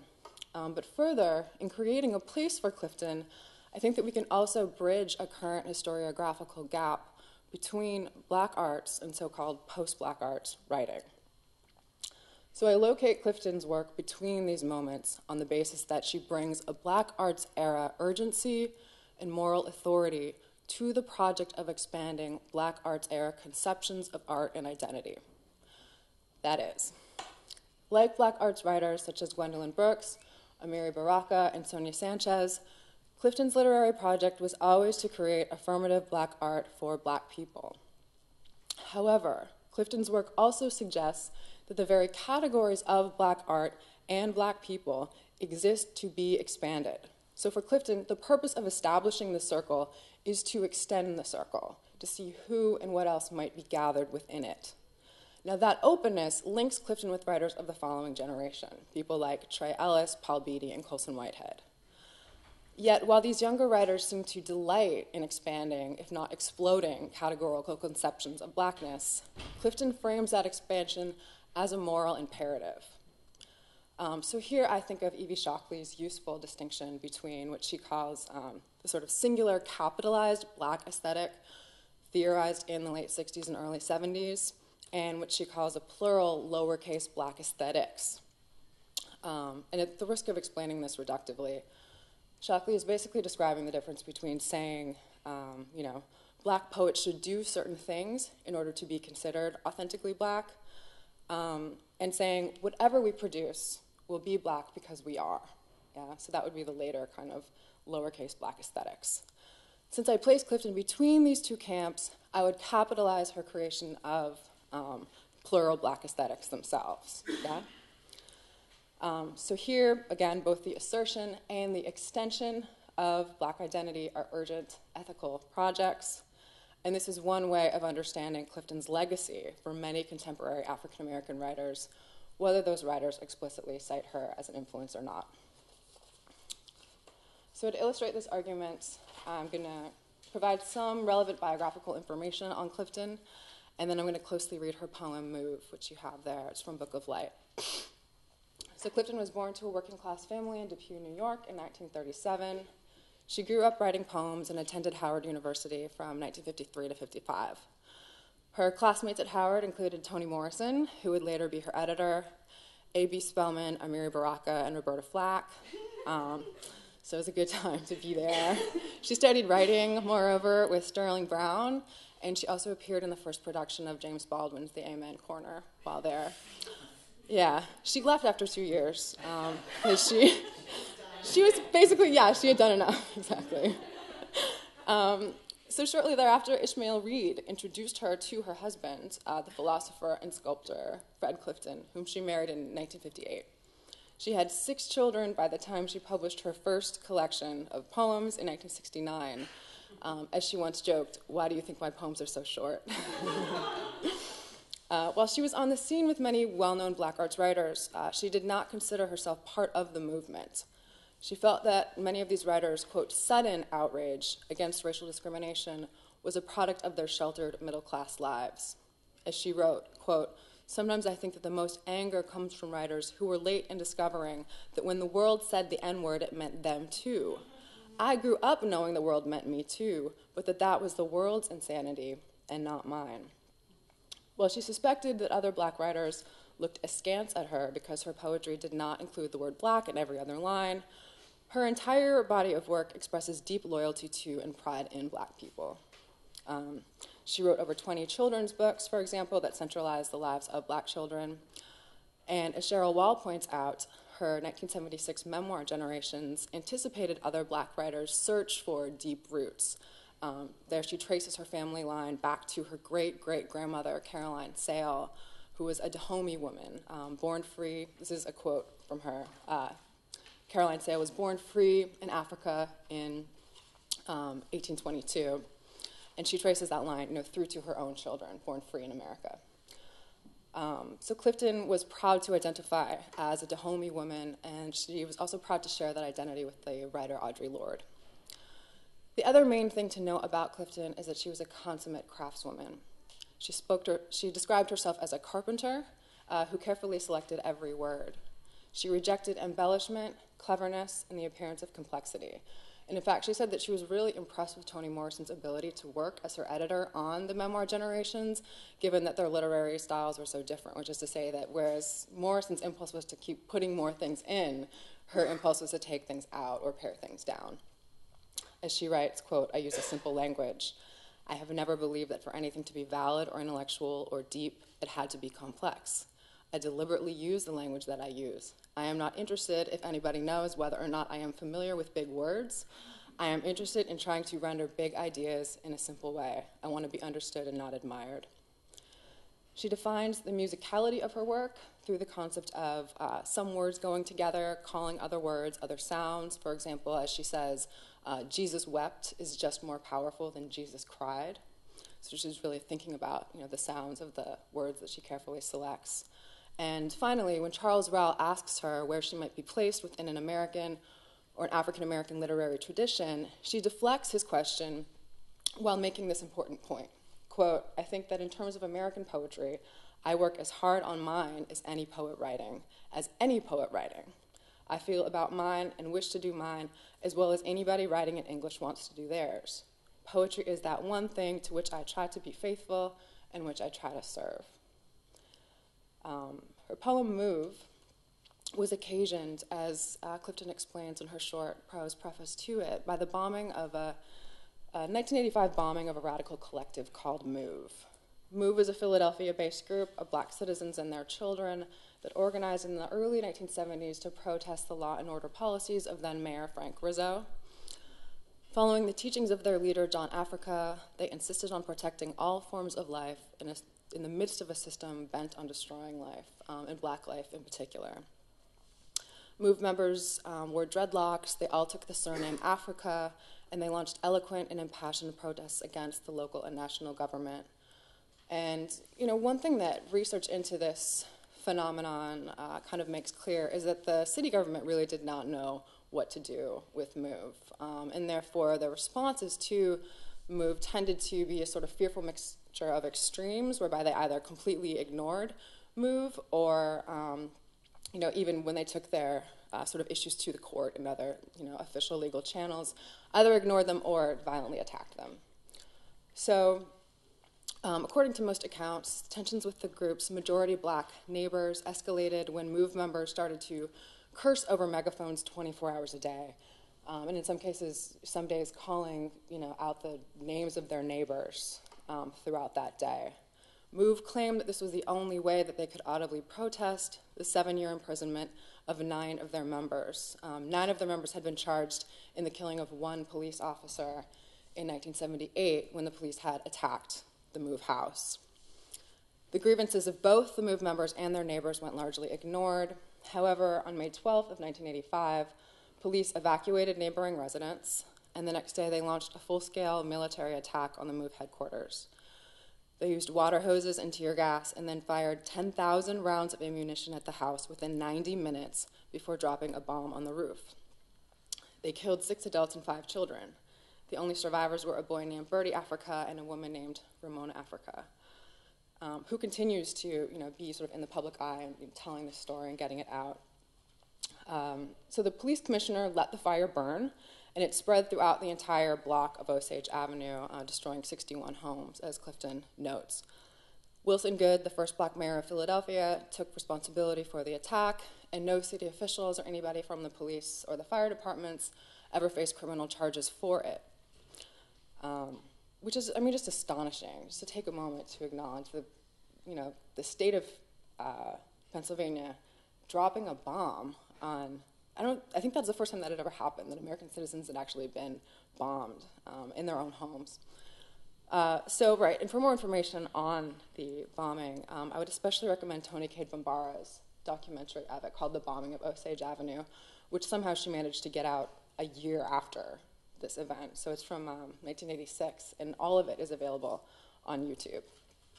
So Clifton's poem offers this sort of, prose preface, and I don't think that any of her poems begins with this kind of extensive preface. But one thing that this preface, one question that it raises is what we might get from closely reading the poem itself that we would not glean from Clifton's foregoing account of the events. And what I'm going to argue, essentially, is that analysis of Clifton's poetics reveals that this poem is precisely about placement and displacement. It's about the territorial and filial lines that one draws and the difficulty of knowing who's on which side. So I'm just going to read the poem in full.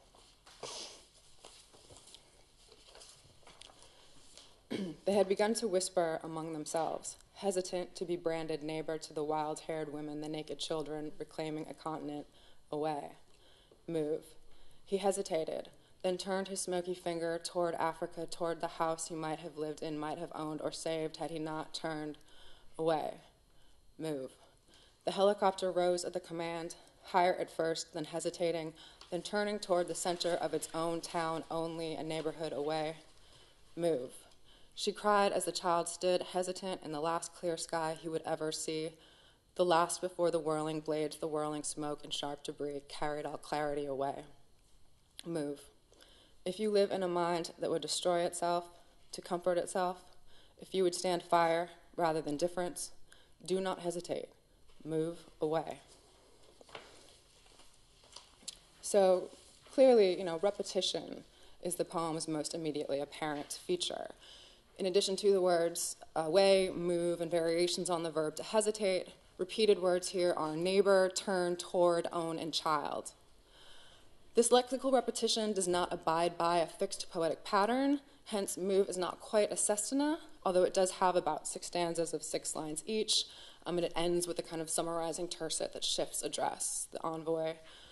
Nor is it quite a tritina, which is a kind of miniature sestina that repeats 3 particular words at the end of each line, although clearly Clifton repeats her key 3 words at the end here.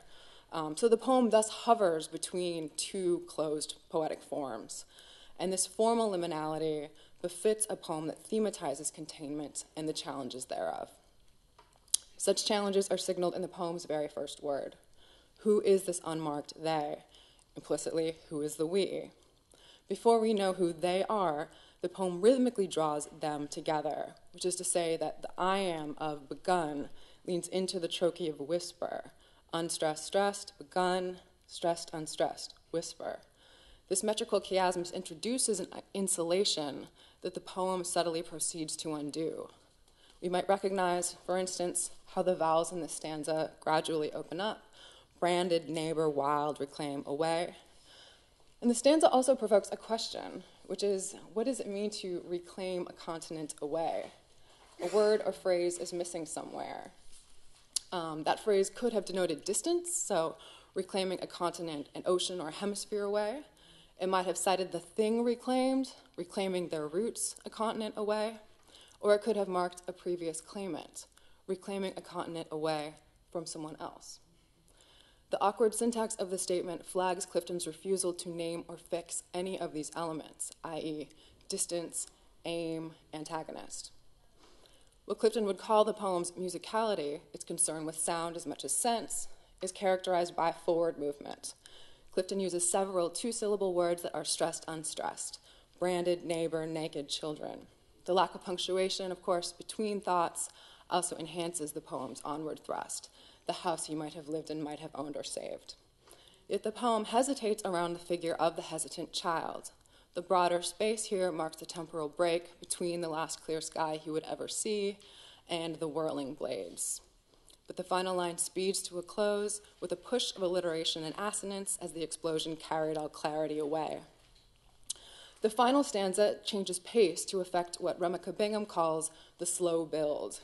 This is a common technique for Clifton, in which she suspends the poem's last word through a series of subjunctive if statements.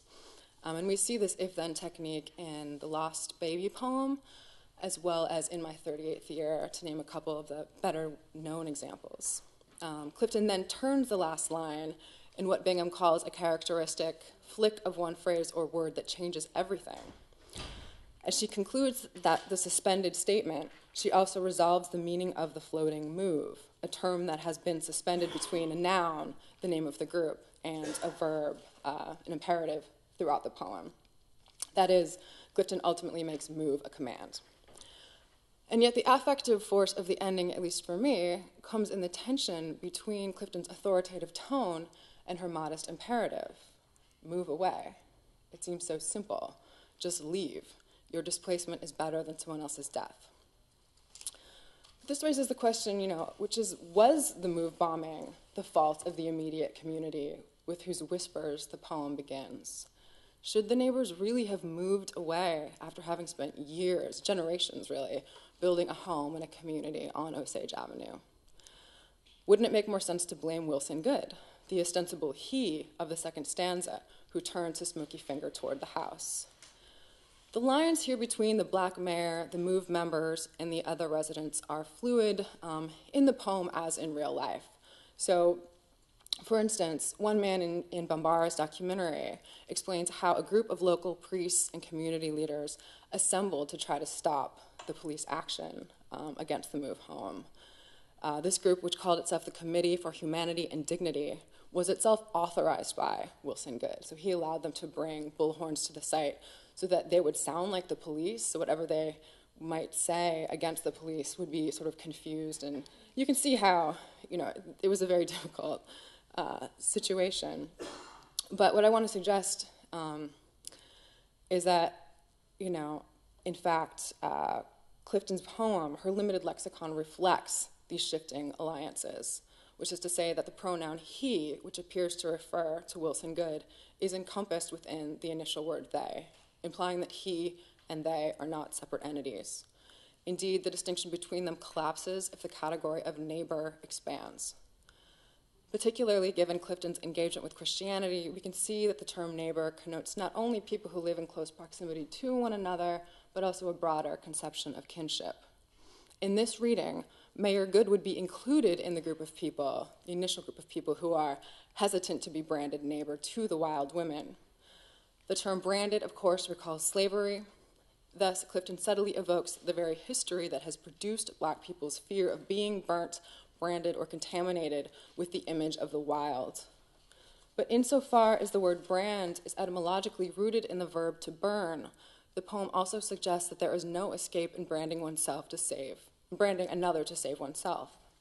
The fire directed at the move members catches anyway as it burns down or brands the other residents' homes. These people who were far removed from the city's centers of power did not know that this would happen until it did. Likewise, the poem's moat is retrospective, not predictive. Despite Clifton's wise, end-of-days tone, the poem arrives too late to issue the command that might have prevented the terror it records.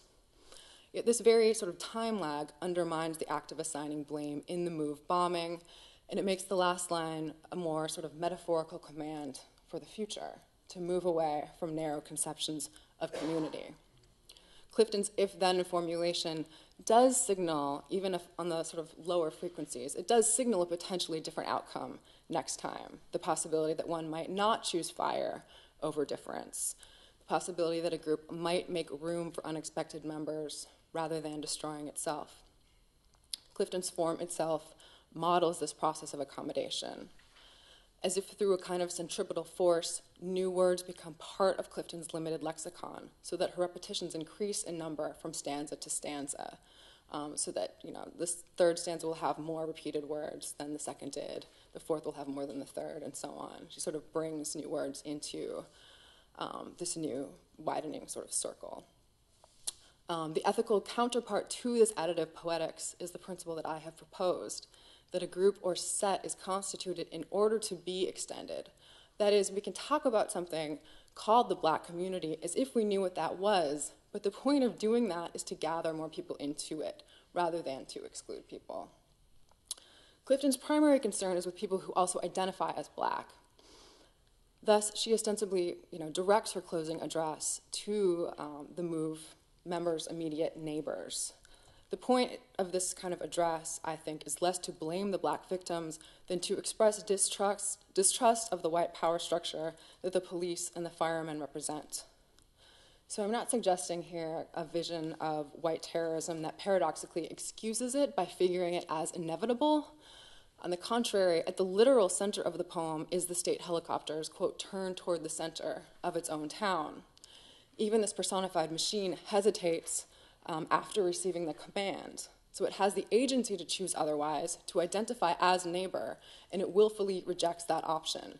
And that definitely matters. But still, I think that whether or not white people identify as neighbors is secondary to Clifton's concern with Black residents' autonomous ability to determine the contours of their own community and to protect it themselves. Hence, what we see is a Black arts sort of privileging of Black community, as well as a grave insistence on keeping that circle open. The challenge the poem issues is to find a way to live with the multiple meanings of Africa it evokes. This is in the second stanza. As a real homeland, a homegrown construct, an individual, John Africa, and a group of people who have all taken that name. Speaking with other Black female poets after Clifton's death, Alexander asserts that, quote, I promise you, we have not even begun to take the measure of the influence of that body of work. She says that that work and its import and its influence are going to be evolving for decades to come. By analyzing Clifton's poetry and attempting to kind of bring her more into the circle of the African-American literary tradition or the canon, I've also suggested one way to measure Clifton's influence. Indeed, Clifton's commitment to extending Black art and identity illuminates Alexander's own. I think, for example, of Alexander's 1990 poem, Today's News, in which she writes, quote, I didn't want to write a poem that said, Blackness is, because we know better than anyone that we are not 1 or 10 or 10,000 things, not one poem. We could count ourselves forever and never agree on the number. If we could count ourselves forever and never agree on the number, there would still be a we that would be doing the counting. But the Constitution and the extension of that we are equally important here. Hence, I would say that Alexander follows Clifton in turning Black arts codification, Blackness is, into a post-Black arts aggregation, and that this is serious work. In conclusion, I'd like to open this analysis into a question. And it's instigated by this 2008 article in The Nation by cultural critic Ta-Nehisi Coates. The article is called A Deeper Black. And there, Ta-Nehisi Coates lauded a post-civil rights generation of Black people who are, like Barack Obama, he says, Black in the Zen-like way in which white people are white, without explanation, without self-consciousness, without permission. This stance seems to describe writers we might associate with Shockley's lowercase black aesthetics. People like Trey Ellis, Paul Beatty, Colson Whitehead, Matt Johnson. These writers, if they do not exactly take blackness in stride, often use irony and humor to expand the possibilities of African American literature. So is the tonal gravity of what we might call the Clifton Continuum, what I call the Clifton Continuum now, which would include writers like Toni Cade Bambara, Nikki Finney, Tracy K. Smith, is that sort of tonal gravity or sincerity gendered female, would be my question. Can black female writers, long at risk of not being taken seriously, afford the Zen-like posture Coates describes? Does their work express a unique sense of responsibility to represent a group that stays capitalized even as it becomes pluralized? Or do we find this ethos as well in the work of male writers? Might we even find it, in fact, in earlier black arts poetry itself? Would be my closing question. So, thank you. I was thinking, just looking at, because I've never seen the cookbook, I was thinking of Sylvia Boone's West African Travel, I think it's the title of it. And so just thinking formally how they look really similar, and even kind of not syntactically, but even the way on the level of language, how, like, and then when you enter with the journey, then I was like, oh, okay, so they kind of all come together. So they're contemporaries, even though one's like a travel guide, and then this is a cookbook. But I was wondering, with the kind of foil of like the second wave feminism, if putting her in conversation with black feminist writers who were really critiquing the domestic as an unsafe space, so the emergence of all of, you know, whether it's Morrison or Alice Walker or Gail Jones, all these writers, that there's this sense that the domestic isn't as nice or as safe or as or a place of privilege, even if it's delayed privilege, as, you know, you were kind of sort of suggesting through the cookbook, right? Yeah. So that the way in which domestic labor may be visibilized, but that there are these other black feminists who are contesting the domestic space as this kind of place of refuge or recuperation. So I was just wondering how you think about reconciling this domestic project and the other domestic projects that are kind of going on. You know what I mean? Yes. Yeah, I mean, I actually don't know that it's reconcilable. Okay. I'm interested in it as a tension, and it's one of the things. I mean, it's one of the reasons why I call Vibration a Black Power cookbook is because it's doing different work in the same period than what other Black women writers are doing in terms of thinking about domestic space. You know, it also has something to do. I mean, I mentioned that she was in the writers group with Morrison and Walker and June Jordan and Saki Shange sometimes, partly because Grosvenor just didn't get famous in the same way that those other women did, and it has something to do with Grosvenor's own unwillingness to critique the domestic as a not always safe space. I mean, so, you know, in 77, we have Morrison on one hand, like, thinking about masculinity through Song of Solomon, and it's the same year that in an interview in Ebony, Grosvenor is going to say, what I want now is a nice Southern man, like a real man who knows how to work with his hands and has experience with the land. Right? And, like, I mean, which is like in at the very sort of same moment that Morrison is gonna explore masculinity to think about a couple different kinds of limits and possibilities, I think, of domestic spaces, and sort of interrogate masculinity, right? Grosvenor is like saying very public things about a super rigid vision of Black masculinity in particular. And it's something in there, like her not wanting to let go of that, or her sort of adherence to that, has something to do with it. She doesn't really get on board, you know. It's a year after Vibration Cooking comes out that Morrison's New York Times editorial about, you know, what the Black woman thinks about why women's live comes out, right? I mean, so those conversations are sort of going on at the same time. Just right. I think it's on the level of the culinary, which is what you're bringing forth. That there's these possibilities in a way that, like, I was thinking of the Bluest Eye and the scene with Pauline, and, you know, the scene in which I haven't read it really recently, so, but, like, you know, there's this scene in which she's cooking for the white employer, and then, you know, that's a really kind of traumatizing scene for Cola, but then her going home is so traumatizing. But I think what you're offering us is the culinary actually kind of gives us around some of those unsafe spaces of the home that other Black women writers were preoccupied with and really radically telling the world in some way. So I just think that's, I mean, it's good, and I think there's something interesting about the culinary being able to do that that's different than the other projects. But also that they would critique, they provide a critique of kind of the Black nationalist impulse of her. And then I was just wondering if at the end, you know, you listed those male writers. Yeah. And I was wondering if there's like a way of thinking about their kind of vision of like a multiplicity of Blackness as limited because they aren't doing the kind of rigorous gender analysis perhaps that you see the successors of Lucille Clifton doing. So instead of seeing her as, you know, or the works of these Black women poets as somehow, but looking at her to critique or at least to imagine possibilities that they can't even imagine because their preoccupation is with race without a kind of gender race complexity. It was a quick point based on the ending, and I was just thinking, because I always think of them that way. That's interesting. And I always think about these moves towards multiple or heterogeneous Blackness without thinking about the intersections of gender as limited. And so what can the successors of Clifton give us to think about, like you point out, the multiplicity of Blackness that they can't do, they can't imagine. So just using her to read them versus her like trying to figure out the Black female subjectivity through that. Yeah, just another way of like putting the gaze back on those artists as opposed to using them. So yeah, definitely. I think that's useful. And the only reason, or the main reason why I thought it would be useful to frame it as I did is because, you know, when we hear about, not even like post-Blackness, but, you know, this idea that, you know, there's like this postmodern kind of play, and there's, you know, it's always our writing will be Black because we are kind of things. That seems like it's going to be, you know, that sounds like it's liberated, right? So to say that,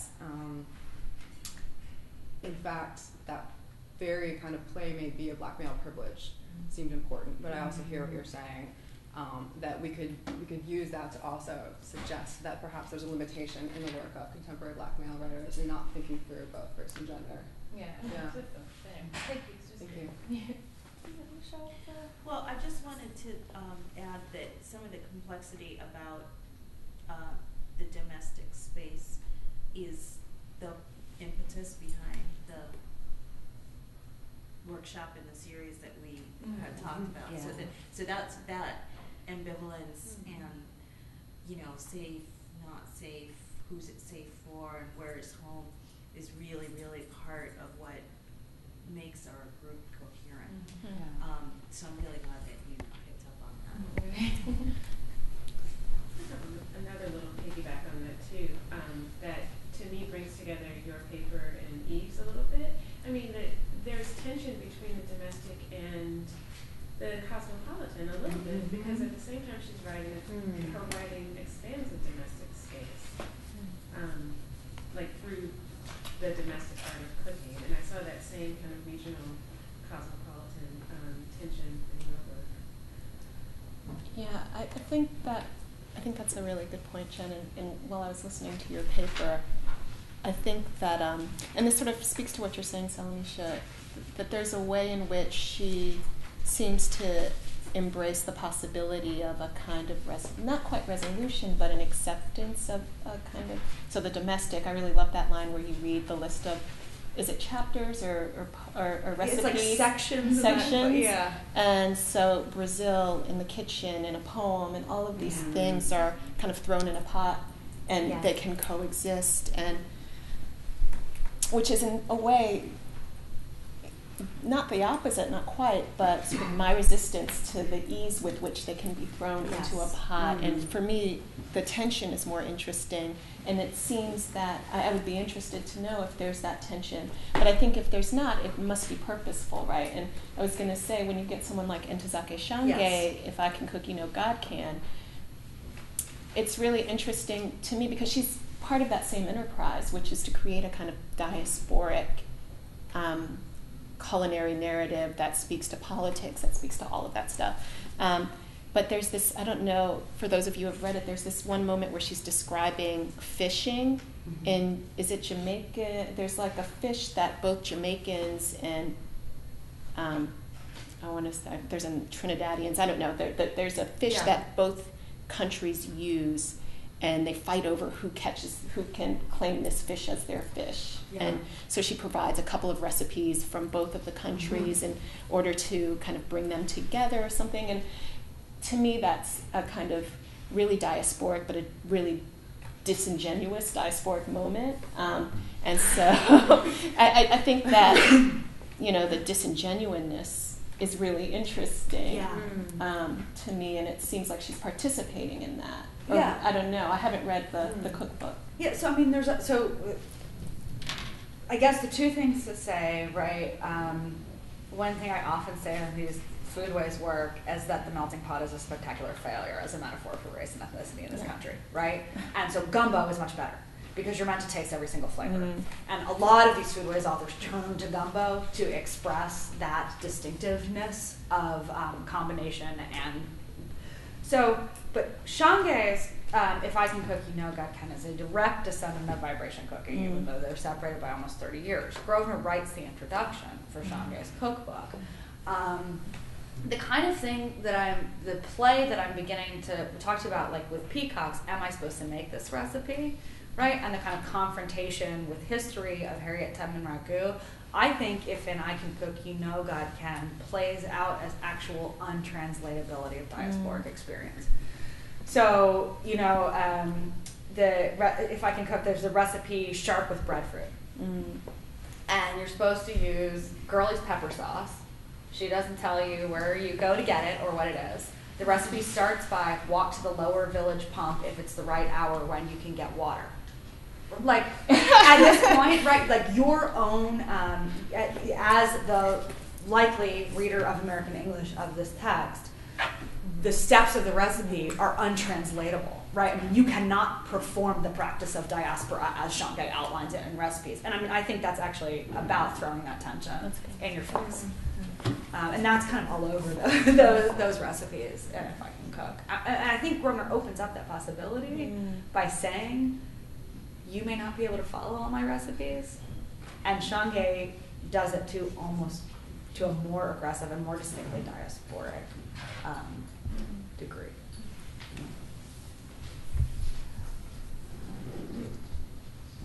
I'll ask Emily a question. I think the argument you're making about the difficulty of placing Clifton is a really fascinating argument, and I think that your account for it is really compelling.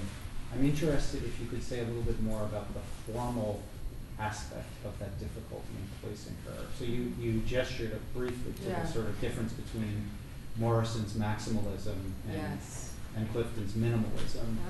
And your reading of the poem, which anytime anybody wants to closely read a poem, it makes me happy, so you did that. But I'm interested in, have you thought about it really, that argument really more at the level of the word? That is there a stylistic component to this strange difficulty that we've had in placing her? Definitely. Absolutely. Yes. And that's why I think Toy Derricotte says, Clifton's use of form bears no comparison only to itself. And that's really sort of an important moment for my analysis, because I think that explains a lot. I think, on the one hand, there's a tendency to sort of read African-American poetry, perhaps all poetry, but I think especially in terms of African-American literary criticism, we tend to read poetry sort of thematically. And if we wanted to do that, we could certainly say, we could put Clifton in a group of black female writers who mythologize the black female body, for example, or do any number of things, the concern with family, generations, but because the form was the thing that was so striking to me about the work, I did have a harder time thinking about where to place her in relationship to other poets' use of form. So, for example, we could think about her in relation to Langston Hughes, in terms of the economy, and the real sort of work that Hughes makes every word do, the appearance of kind of a simple, the kind of poems that students can get on first read, but then that also really reward closer reading. But at the same time, I think that what really importantly distinguishes Clifton from Langston Hughes is that her work is never modest. There's a kind of modesty to a lot of Hughes's work that I just never see in Clifton's. Another possible counterpart might be Gwendolyn Brooks, but especially Brooks's early work is not interested in a simple language at all. And so I think that that's really kind of the tricky thing. But what you're getting at is that my way around that was to say, well, let's think about her in terms of these bigger issues, in terms of blackness, black art and identity, which I do think is useful, but I think that there's a lot more work to be done in terms of what to do with poetic form, maybe, in general. So, thank you. Ernesto, did you have one back there? Well, I did. I want to thank all of you for the presentation. I found them just really rich and useful, and from the level of, I think, Courtney, from the level of your performance, of the pleasure you had in pleasure in your delivery, and it conveyed some of that pleasure in the work that you're interpreting. And so I'm thinking if you can maybe speak a little bit to humor as the tone of these pieces, and the way that whatever avenue that they're critiquing, the humor comes up as part of the method there. And so, and I just want to distinguish that there was the seriousness of the delivery. I'm sorry, I'm getting to know all of you for the first time. Eve? I'm Eve. Sorry? Eve? Eve, yes. Yes, me. And in Emily. Sorry. I'm thinking here of the about tone and I'm sorry, and the formalism, the formal analysis that she took on, and the tone of the move poem, for example. Yeah. And so I'm thinking here. This is scattered, but I'm impressed by the different tones of the works. I'm wondering if you could speak a little bit to, well, specifically to the humor first, I guess. There's something about it that I guess hasn't been addressed for me in the conversation. Yeah. So, I mean, that in some ways is what I meant when I said Hurston's voice is the one in the tradition that is most like Grosvenor's, but part of what I really like is that the tone of Eve's paper was serious and thinking about no, really though. I mean, there's lots of funny bits, right? Like, because in some ways, it's really hard for me to control my impulse to constantly quote Ferdinand Grosvenor because she's witty and hilarious, right? And that makes it harder to sort of think about sometimes the methodological level. So I think, the humor is almost always, as I said, a weapon. And it keeps getting more and more cutting across the work.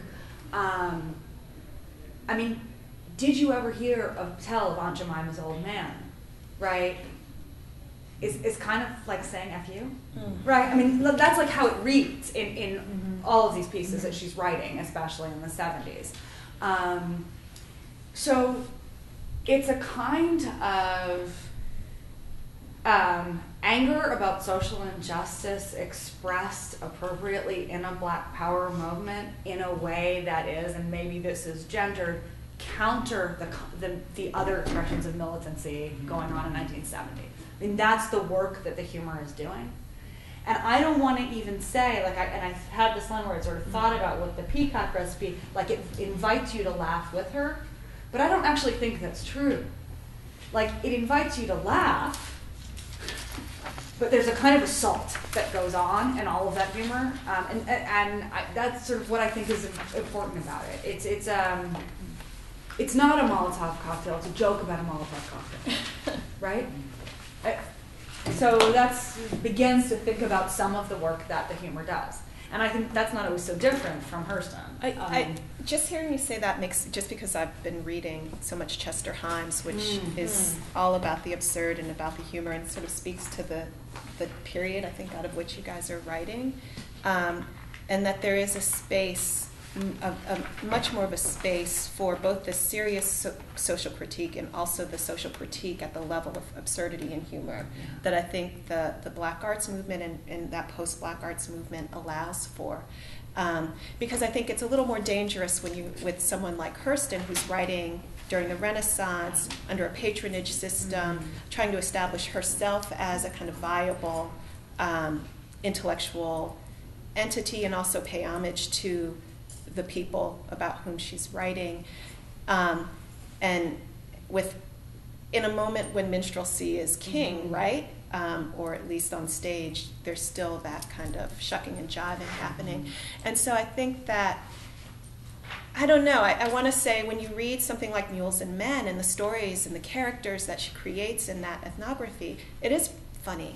You know, she's really about capturing that community and those communities. You know, when she gets caught up at the end of her time in a, what is her friend, the woman, she's caught up in a kind of bar fight and she's about to get cut, you know, and she's like, gotta go. It's hilarious. You know, there is this kind of pleasure in the text like that. And when you move from there to Tell My Horse, which is not a pleasure, I don't find pleasurable. It's not pleasurable in the same way that Mules. I think it speaks to sort of, again, her seriousness as she attempts to create. I'm just trying to think through what you're asking in terms of a political project that I imagine Hurston is engaged in at that moment. And so I hear what you're saying. I think I think humor is a little more dangerous in that moment. Not to say that she's not funny, and she absolutely is, and it could just be my nervousness and tone too.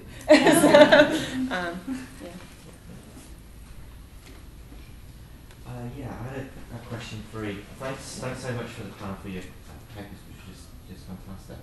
And I was really taken with, I guess, a kind of refinement for how we recuperate a person who's not always going to produce the kind of politics that we maybe want of her, and in a way that perhaps simplified accounts are delivered to us in the past. And one element of that I was really interested in was how she's using that trope of imminent demise, or you know, which of course comes into the ethnographic tradition in America, I guess, most prominently through its treatment of Native Americans and the vanishing Indian. And clearly that's one she deploys, as you say, you know, for professional reasons and for keeping that project afloat financially and in terms of her patronage relationships. But I was also struck with how she was also invoking Native Americans as pure and as kind of, in a sense, protected on reservations from the kind of cultural contact and cultural dissolution that African Americans were experiencing, or at least in selected correspondences.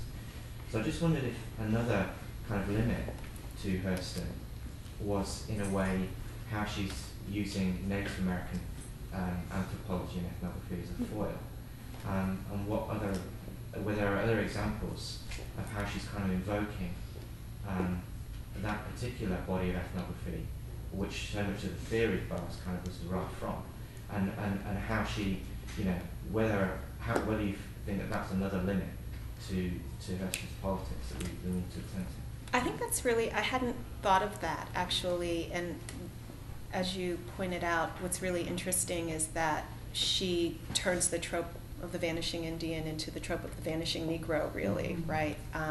And sort of completely usurps that possibility away from Native Americans. And I think that I just hadn't thought of, that was not my concern, but that would be a really rich moment to linger on a little bit. I think that, I mean, one way for me to answer it is not to go slightly biographical for Hurston and think about,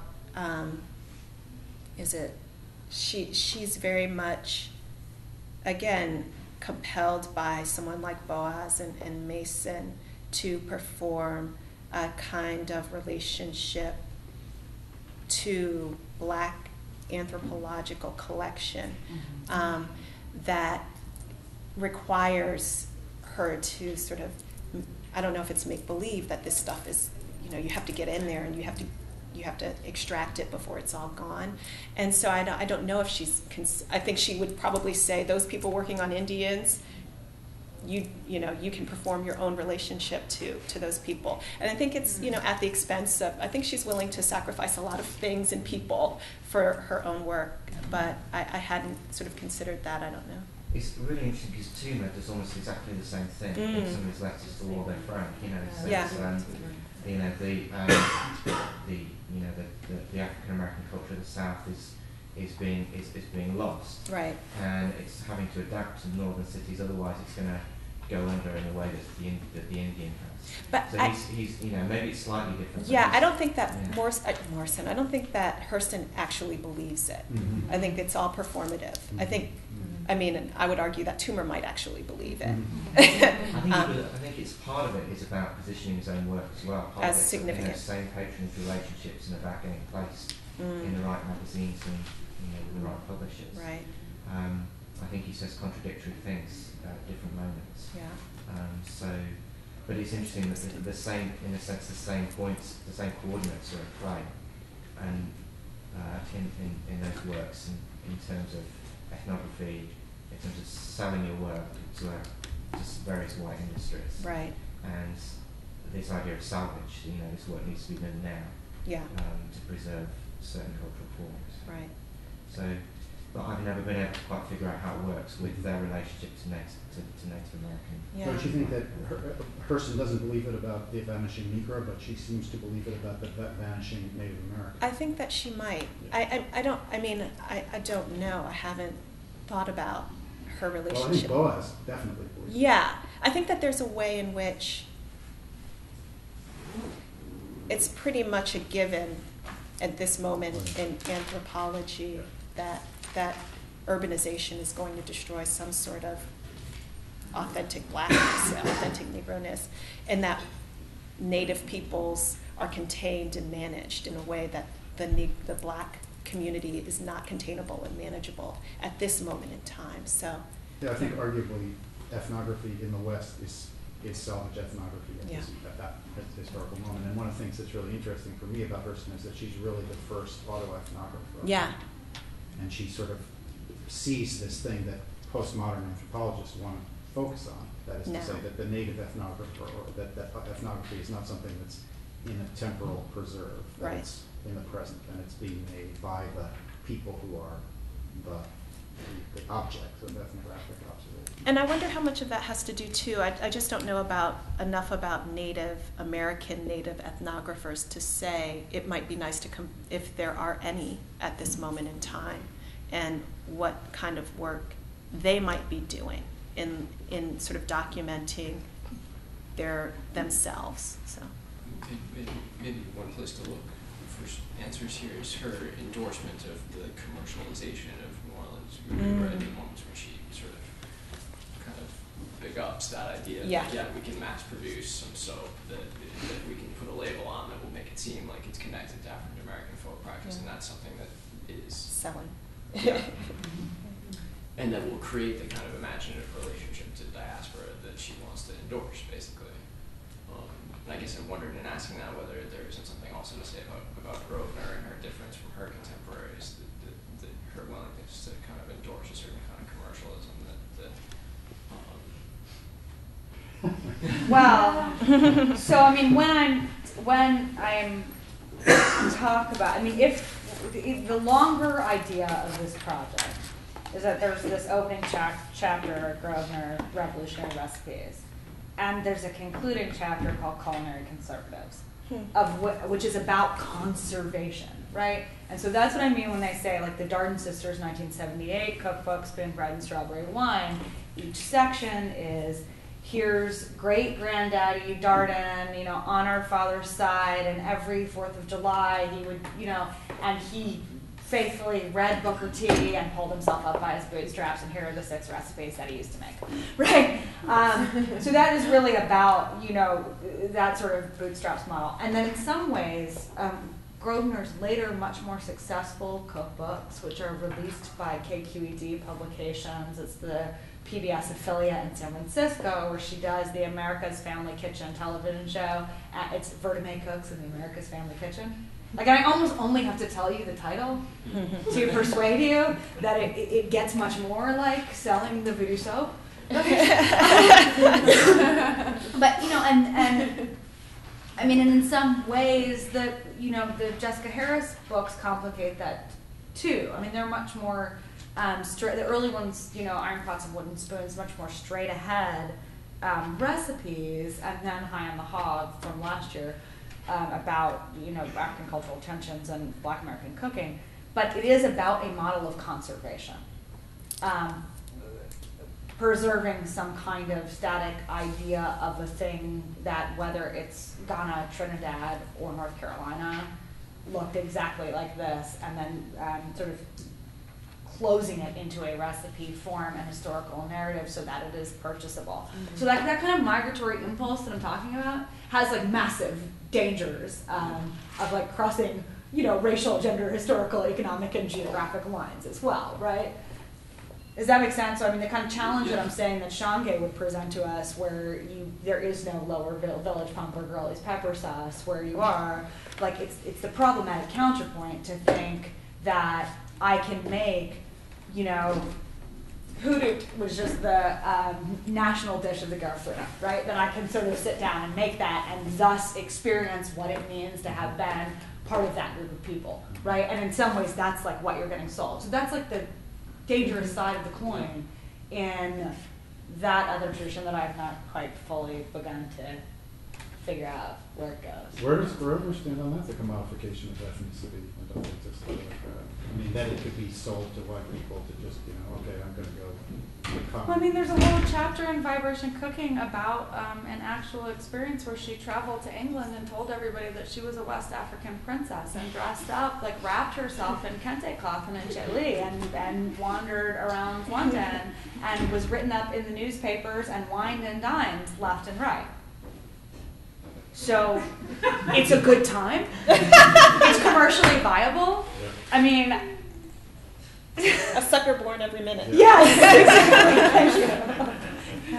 Yeah, I'm thinking about Ernesto's question about the kind of issue of tone, and I was struck both by the way the resonances of all the papers about this issue of tone and seriousness or gravity. And like Paul, I was really enthusiastic to hear this reading of the Lucinda Clifton poem, which I thought was fantastic. And I also really liked that the sort of analog, the Nina Simone sort of analog for like finding that. And it struck me, I don't know if you use this adjective, but I was thinking about the fierceness, sort of the tonal fierceness of this work, which is slightly different than seriousness and different than gravity or pathos, but seems fierce in the way that Nina Simone can be, and has with it that, and the sort of extraordinary irony in the poem of these series of hesitations. A poem about moving that is constantly hesitating and not capable of doing, and then issues a command to not hesitate that's an impossible one. I mean, it's impossible in the context of the poem itself. Yeah. They couldn't, hesitation we're past the time, right? In some ways, one could not hesitate. And even in that moment, it might have not been viable to just find a new home somewhere else. So yeah, definitely. So it's not, it's not the Colson Whitehead model of irony, but it is a fierce irony at the same time, and doesn't lose any of the complexity, but sort of ups the ante of that complexity. It seems that we begin to see in these sort of later writers, and it struck me that fierceness seemed to capture the strangeness of this kind of this hesitation and the impossibility of moving away. Yeah, I think that's very useful. Yeah, I'm not sure. I mean, I like it because it allows us to talk about Clifton, the complexity of Clifton's work using irony, but also to distinguish between different forms of irony and the different kinds of work that they do. So yeah, I mean, I think that's very helpful. I think that I wouldn't take the fierceness quite too far either, because there's a sort of like quietness to the work as well. Several of the other poems. I mean, yeah, but it's definitely, that's a term that I think is helpful. Did you use it, or did I just make it up? Yeah, you just made it up. I did. You said scary. Yeah, you said. Oh, in terms of an expressive skill that I personally find scary. It's not that reading the poems I'm afraid, but it's just how is it possible to do it again and again and again for so many years, and she didn't, it's interesting too, is that she didn't really change her style as she went. She didn't, very unlike Brooks, for example, didn't have a sort of turning point and decided to do something new. Unlike the Imagists as well, that was in this expansion of the project. She sort of found what she, as she says, she kind of found her own voice. She founded a poetic voice that sounded like hers. She said she didn't know if the first poem that she wrote was a poem, if anybody else would have considered it a poem, but this was the closest that she could come to expressing a written voice that sounded like her, and she kept expressing it. And so perhaps there's something fierce about, this is what I think is fierce about the work, here's what I'll say about it, is the continued labor to present these kind of crystallizations of insight in such economical ways. She talked about it herself. She and Sonia Sanchez had this beautiful conversation, and it appears in Callaloo, and they talked about it as a need to stay sane. The way that you sort of keep yourself from going crazy is to, keep writing this way. And as Sanchez says, there's all sorts of crazy in your life, but there's no crazy in Clifton's work. And I think that fierce determination to survive and to stay sane is one of the real hallmarks of this body of work. So yeah, that's what I find fierce about it. I had a question for Courtney, and this is about form and the recipe. And I'm pretty new to food waste studies, so maybe there's literature about this, but I was really interested to hear you talk about the form of the recipe, and that it's both didactic and activist. But then you also said that later recipes are kind of more traditional for Grosvenor. And I noticed how in these recipes it will give you cooking times, but not quantities. Yeah. And I just those are the vibrations. So I wonder if you could speak about that, about what changes with the form of the recipe in other cookbooks, and what you make of the recipe form, as it's given to us here. Yeah, there's a lot to say about that. Yeah. But first, in the handout I give you, where there is basically enjambment of the end of the paragraph in the title of the recipe. Not all of the recipes in vibration cooking work that way, first of all, right? That just happens to be the form of the ones on your page. There are some that do the list of ingredients and then the actual instructions. There are sometimes actual measurements and sometimes not quantities.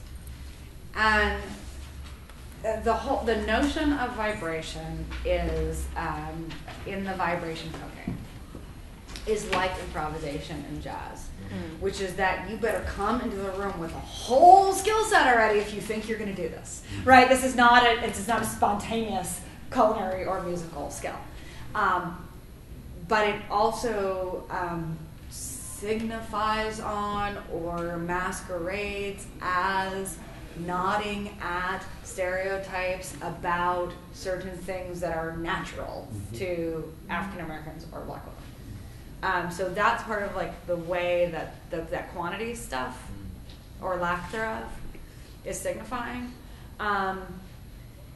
In the broader sense, right? Like The Joy of Cooking has had, I think, 35 editions since its first printing, which means that it's always versioning, right? It's always changing and it's always riffing.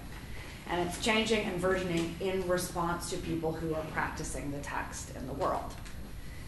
And so Shange's publishing practice, not just of the culinary stuff, is also like that. So the kind of publishing mode of the cookbook informs a thing. So like Sassafras comes out in 1970 as something that reads a lot like a prose poem with Shange's very atypical kind of orthography, right? And then it appears as totally narrative 12 years later in Sassafras, Cypress, and Indigo, which is a novel. That also includes recipes, not all of which are culinary. So, like, I don't know, that's the tip of the iceberg, right? And recipes were about creating actions in the world long before, Black poets should create poems that are like fists, like guns, right? In sort of the Black arts mode.